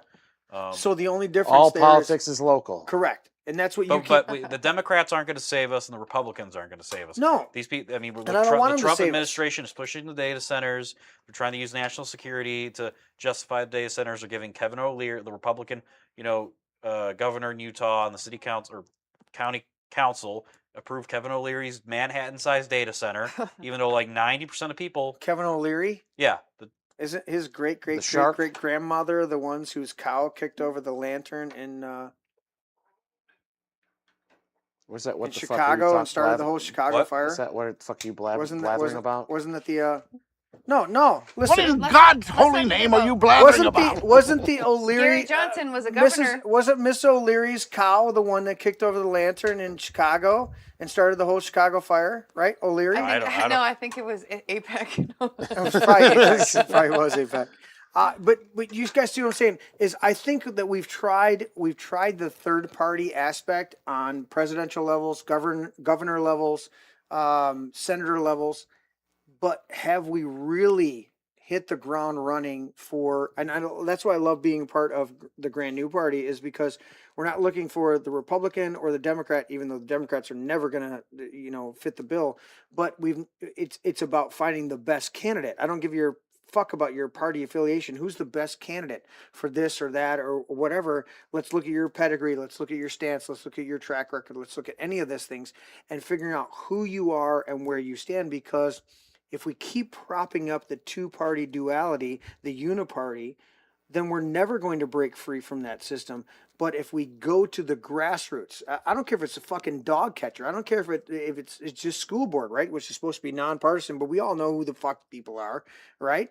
So it's like we've got to start bringing in people that go, you know what, I don't really have a party affiliation, but I care about my kids, and I don't want fucking drag queens and a bunch of other bullshit in my school. I want you to actually learn how to read and maybe write some cursive. I don't know if that's at the Forbon, it's a antiquated idea there, but let's learn how to teach them how to write some cursive and do basic math, not fucking new math. Good job, Billy. Common Core. 2 + 2 is 5. Good job. But we actually do our kids, and I think that if we get back to that, it's the only way we're going to restore it, because these two parties are going to implode on themselves.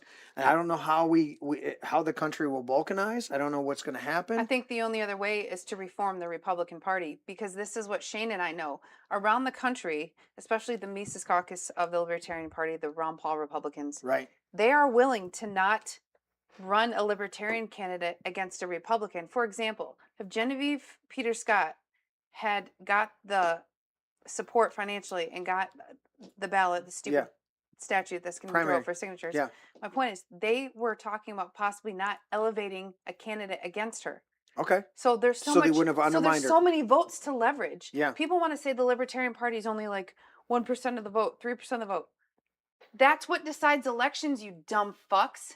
So why are you shitting on them instead of saying, hey, so if you put Liberty candidates up, I need the whole fucking pile. She's give them all to me. Listen, you've already won. Give it all. Listen, my point is, if you run a Liberty candidate that's running as a Republican, Thomas Massey, they get the double votes in open primary states. Right. Or you recruit people over to the party. Right. but they don't want to be a part of the cesspool. That's why it's so funny. It's like it's a good old boys club. They don't want you. They like the things the way it is, and they have their contracts, and they go to their country club meetings, and they hobnob, They drink like they this. feel they feel like they're important, and that's what matters to them is protecting their way of life, Well, you know even what if it matters to means me? telling voters to go fuck themselves. Going to bed, so we have to definitely close this out. You know, I've never understood this psychology, and maybe you guys can Of help sleep? me. No. No. We'll do final thoughts here in a It's second. just Shane's gonna get ready to do final thoughts, but I've never understood this psychology of controlling other people because I have no desire to be in control. I want to elevate other people. I want to, go ahead, Shane. You can decide. I want to elevate other people because when you're at your best and I'm at my best, we can be the best together. And I've never understood. You sound like a Care Bear in Home Alone. Sound like a fucking dirty hippie. I've never understood. Sounds like a fucking that's fucking liberal talk if I've ever heard it. All right, it might be a liberal talk, but I've never understood these people that want to get leverage and have power. I'm like, are you making money off this? Like, no.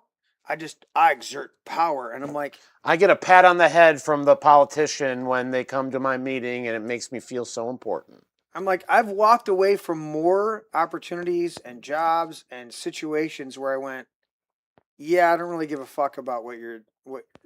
If all I get is a pat on the head, and you tell me how great I am, I'm out.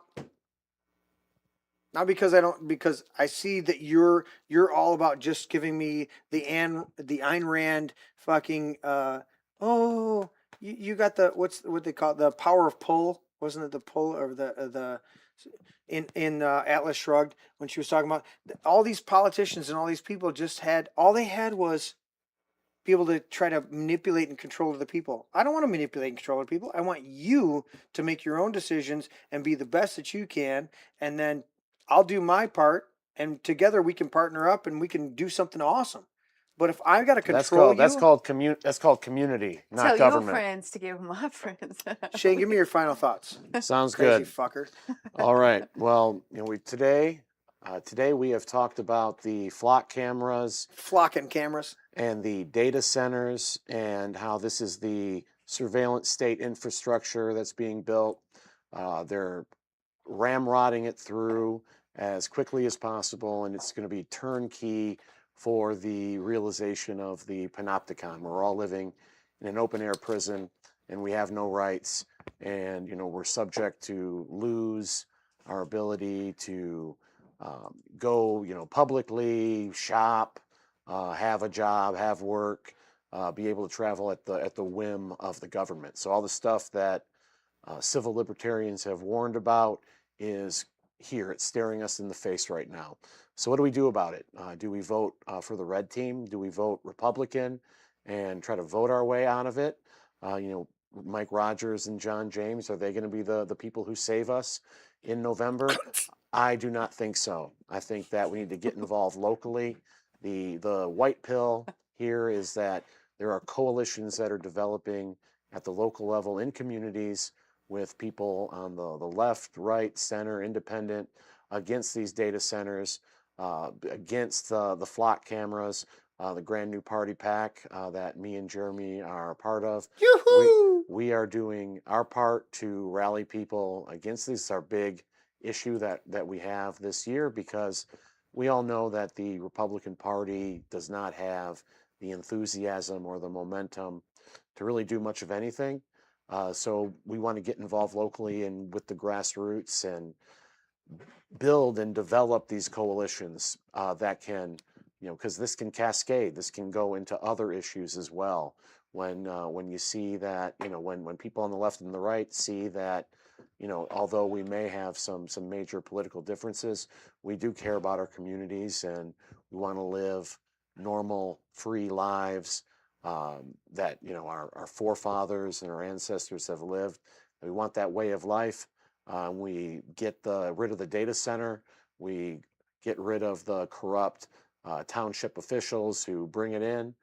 That can be the momentum for substantial, lasting political change. And so maybe our government someday will not be owned by foreign interests and bought off by AIPAC and the uniparty subject to the corporate machine. Like it is right now, it's all going to begin at the local level. And you see the Democrats and the Republicans banding together against data centers. It's really a good thing. You're not going to hear about it on the mainstream media or anywhere but independent-minded media or social media. But it is something we should be encouraged about.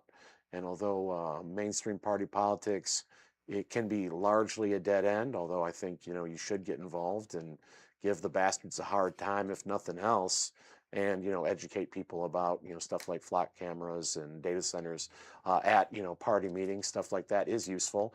But actually thinking that voting for some corrupt, bought off career politician is going to save you, that is not going to get you there, and it hasn't up until this point, and it won't in November. So get involved locally, support grassroots operations, and don't let the fact that they're putting in this surveillance state demoralize you and to give up hope, because we have to fight back. And the resistance, just standing up against this stuff and saying no, is empowering and something that should give you purpose as a human being fighting for freedom.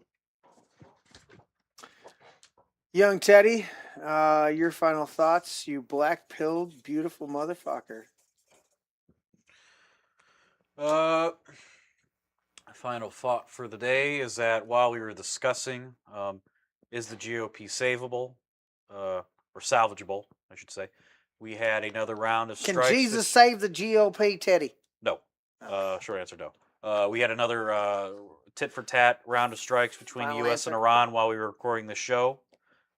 So literally in live time? Yeah, literally while we were recording. So I don't think these two establishment globalist parties, neoliberal globalist parties, they're two sides of the same coin, can't be saved. We are in a similar situation than what was around Theodore Roosevelt's time, the Gilded Age, when the robber barons had control of our government and Congress and had all these they didn't have any stopgaps to abuse the people in which they employed or were around in terms of building stuff. Right.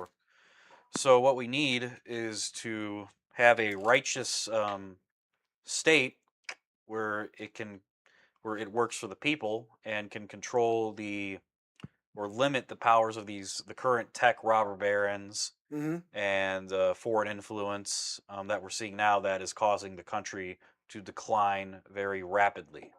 And we've seen these interests play out in the current administration where we're promised no new wars. The affordability crisis is going to be fixed. We're going to have gas back to $2 a gallon. $40 trillion in debt. And all we've seen really, as we've said before, no arrest, no actual action being taken to fix the economy for the good of the common people. No actual Doge implementation? Yeah, no really Doge implementation. We just had a little crumbs. We had crumbs thrown at us, and then it just went to shit. So and all we've been seeing really last year and a half is foreign influence and corporate influence, such as the Iran war and data centers being prioritized and the flock cameras being pushed. So what we need to do is build up locally and have our own. We need to decide for ourselves in our own counties, towns, and all that. We need to push away this influence and just dismantle this surveillance state, at least at the local level, if not our state level. Local level, yes. Local. And like I said, we cannot rely on the Democrat Party and the Republican Party to reform or be changed from the inside. These are institutions that are the rot, part of the rot of our country. And they just need to wither away like the rest of the system that's got us here in the first place. Ooh, and it was that Newt Gingrich that was like wither away on the vine? All right, Kristen, Megan, Kelly.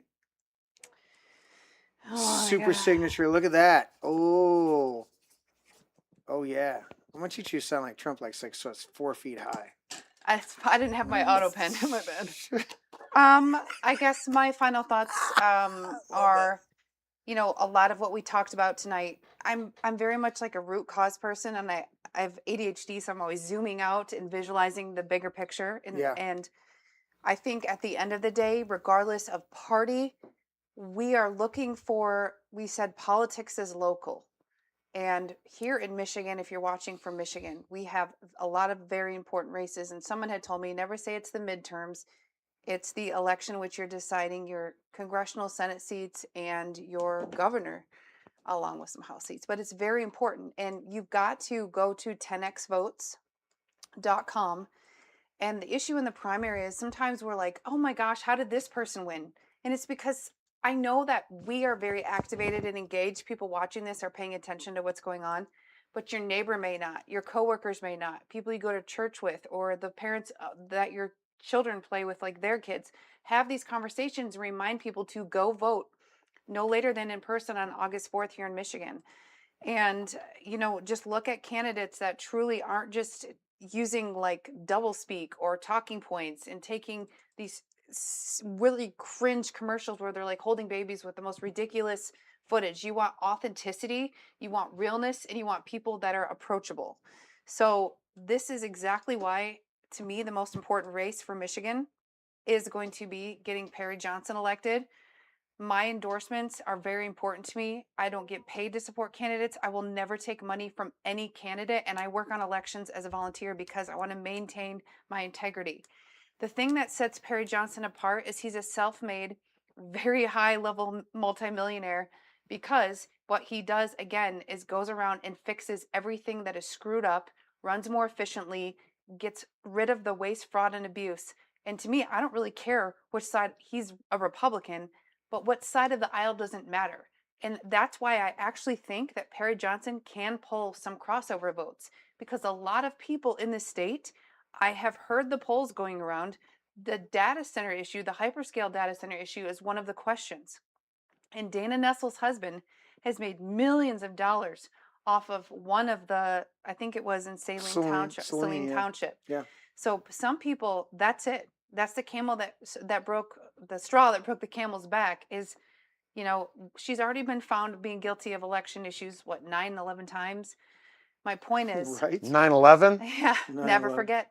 APAC. So my point is, please hear me when I tell you that John James is not the guy, okay, for the primary. If he gets through the general, yes, I'll plug my nose and vote for him. I will not vote for Mike Rogers. That would be a violation of my oath. But I'm telling you, Mike Cox does not have the ability and analytical mindset to execute a lot of the campaign promises that are on his website. Perry Johnson's whole career is doing the efficiency audits that would find how you can eliminate income taxes, reform and possibly eliminate property taxes. If you watch films like America from Freedom to Fascism, you realize, how do we fund these essential services? There's so much waste. We should not be funding half of the things that our government funds. And if you put it into the private sector, you actually get better outcomes. But I'm telling you right now, he's libertarian leaning. He lets anyone come up and talk to him. He's the only candidate running for governor that reached out to the experts in Michigan, which is me and my work wife, Tammy Clark, about the hyperscale data centers. So although John James misled voters thinking that he was for them, he is not. And he is also for a one-year moratorium, because right now it's being bipartisan pushed through the House and Senate, but we know that Whitmer would most likely veto it. So he is a backup plan. He wants to put in a one-year moratorium, put a pause, and again, see if there's safer and bigger outcomes. And don't just look at sound bites. Know that he's talking to people like me, and he knows if you put in certain safeguards, they won't want to come in anyway. And we all are about money and tech and innovation, but I'm telling you, these hyperscale data centers do not bring in the tax revenue that they're promised. The tax revenue that is brought in is turned around and helped funds the data center and their operations through agreements. I know this, I'm seeing it around the country. So if you are a libertarian voter, an independent, you're with the other third parties that during the last campaign, the 167,000 of you that didn't vote for one of the two Senate seats, I know, I've seen the Thomas Massey money bomb. You're out here in Michigan. Trust me when I tell you, I've been in the liberty movement for over 20 years. You want to vote for Perry Johnson by August 4th, and you are going to see someone who is not beholden to the Uniparty. He is self-funded and hasn't asked for a dime, and he's able and willing to spend over $40 million in the general. Who else can say that without taking Soros money, AIPAC money, lobbyist money, or DTE money? There's no other candidate who can raise that money, let alone self-fund that money that is needed to defeat Jocelyn the Fraud Benson. Amen. Amen. Amen. I think Black Pill Teddy is going to start negative 10x votes, where he's going to black pill 10 voters and make sure that they stay home in November. Yes. I don't want to have a database full of people that would vote one way or the other. I don't think that's very ethical. It already exists. The voter rolls. Well, I don't want to be bombarded by MAGA Inc. saying, "Oh, well, do you want to vote for John James or Mike Rogers? You got to get out the vote. Send us the information to 10 more people, so we can bother them to vote for Republican establishment." Listen, Teddy, if one we need voter turnout, and if that means I got to show my feet, I will do it. Oh shit! We didn't get any feet. Let's see the feet. Come on, get the feet. I don't know, man. They're probably all blood pooled.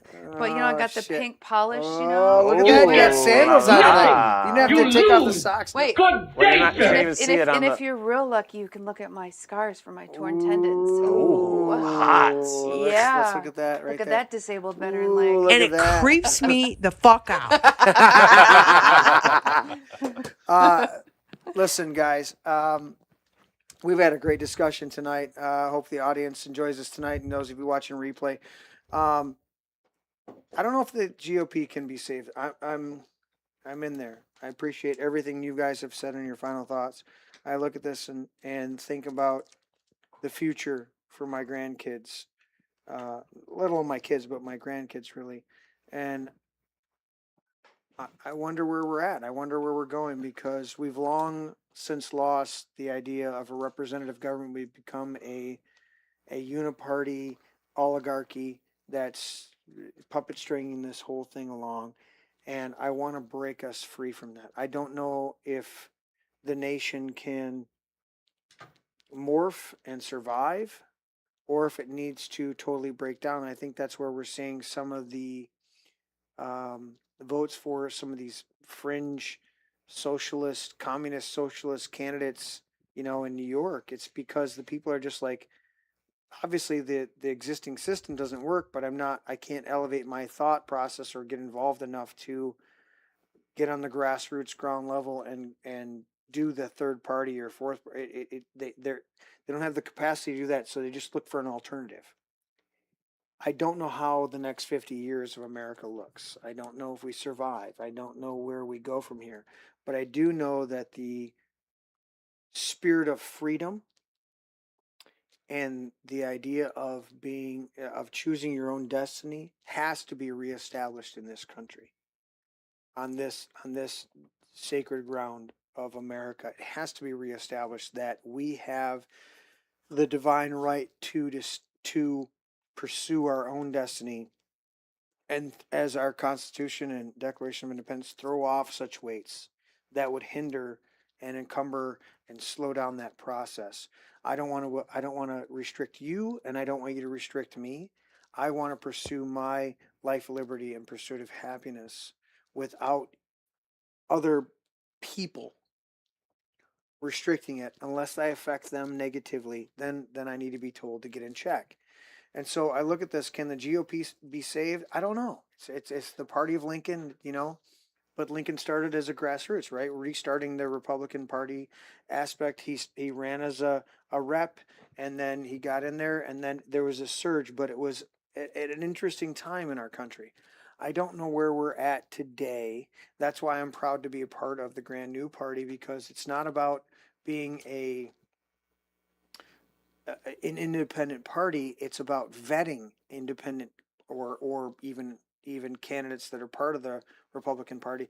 It's about vetting the best candidate that holds our values and our beliefs. And as you said earlier in the show, Kristen, that there are so many people that hold our beliefs, or we actually hold more of the beliefs of what the Republican Party is, and the Republican Party establishment people are so far removed from what we actually believe.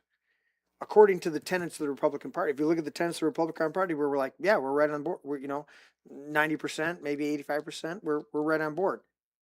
But the establishment is 60%, 50% at times of what we actually believe in. We're like, are you not representing us because you want us to uphold what you're espousing, but you're not even upholding that. You're betraying the base. You're betraying the party. You're betraying the stance. And I want to get us back to representatives. If I say, hey, Teddy, I need you to do such and such for the podcast and do this, I have a 100% expectation that he's going to represent the podcast. There's no doubt, right? If Shane says, hey, I want to bring so and so on the show and do an interview, I have 100% absolute that he's going to represent the podcast. And what I'm trying to do is just have a great conversation and bring truth and life and freedom and all that stuff. I have no doubt about it. If Kristen sends me a text, I go, oh yeah, this is great. We don't have that same expectation on our party politics on local, state, and nation level to where we trust that they represent what we're thinking. And we're not, and you said so many times tonight, caveats, right? So I'm not trying to be an absolutist. You said that multiple times. Okay, we're not trying to be absolutists. But get within 80% of us. Get within 90% of where we're at. And they keep undermining that. They keep having the big money. They keep undercutting us. And we're going, God, this is not fucking difficult.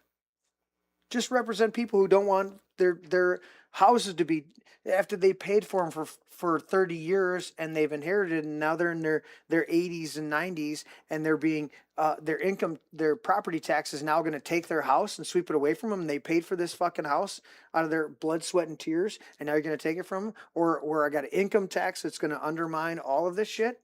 No, none of us want that. And we don't understand the disconnect that's going on, and we don't know if the GOP can be saved because of these. The establishment keeps rolling on.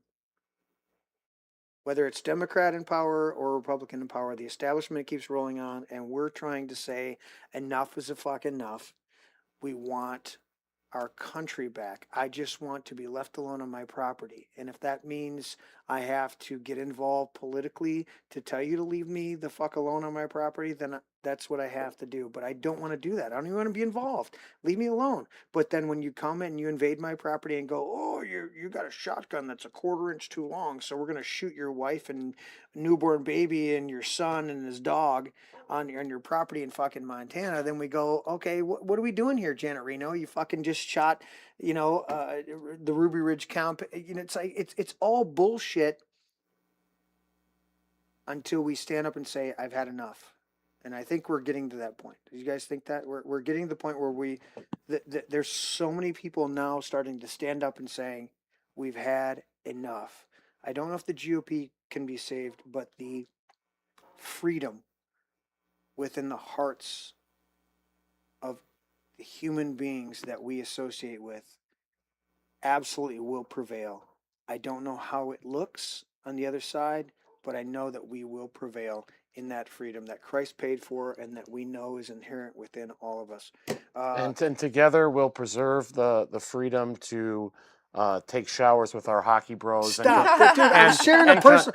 compare willies. I was sharing a fucking personal story, and Shane's using it against me. You're a gay fish. Thank you. Like, share, and subscribe, guys. Appreciate everybody tuning in tonight, all of that, and you guys watching a rebroadcast. I will be taking Kristen Megan Kelly's guitar picks off of her ears and playing some music. Oh, it says Freedom Rocks. I'm gonna be playing some music with her guitar picks off her earrings right after the show ends. But thank you guys for tuning in tonight. We will catch you guys next time. This has been a great interview. Thank you, Kristen. Always love having you here. Black Pill Teddy, you crazy fucker, and Shane Trejo. Super spreaders. Always, dude, super spreaders. This has been great.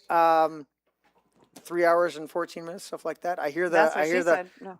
Oh shit, that's hardcore. I know. I have almost a 2-hour drive home, so I know it. We're gonna get you out of here. But thank you guys. Tune in next time. I think we'll do a Tuesday show, and Black Pill with Teddy and I will try to persevere through the other. All right, we're out of here. Later.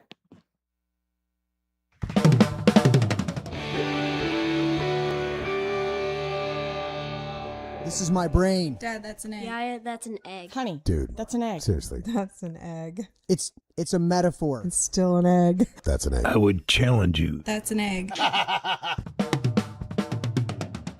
know my brain is not actually an egg, okay? It's a metaphor. Metaphor or not, that's not your brain. It's just an egg.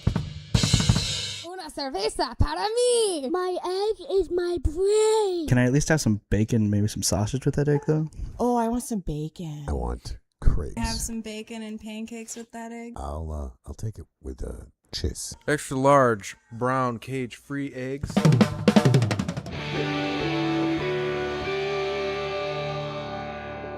Can I have your brain with hot cakes? A little sausage and a little toast and potato. That would be great. Does it have antibiotics?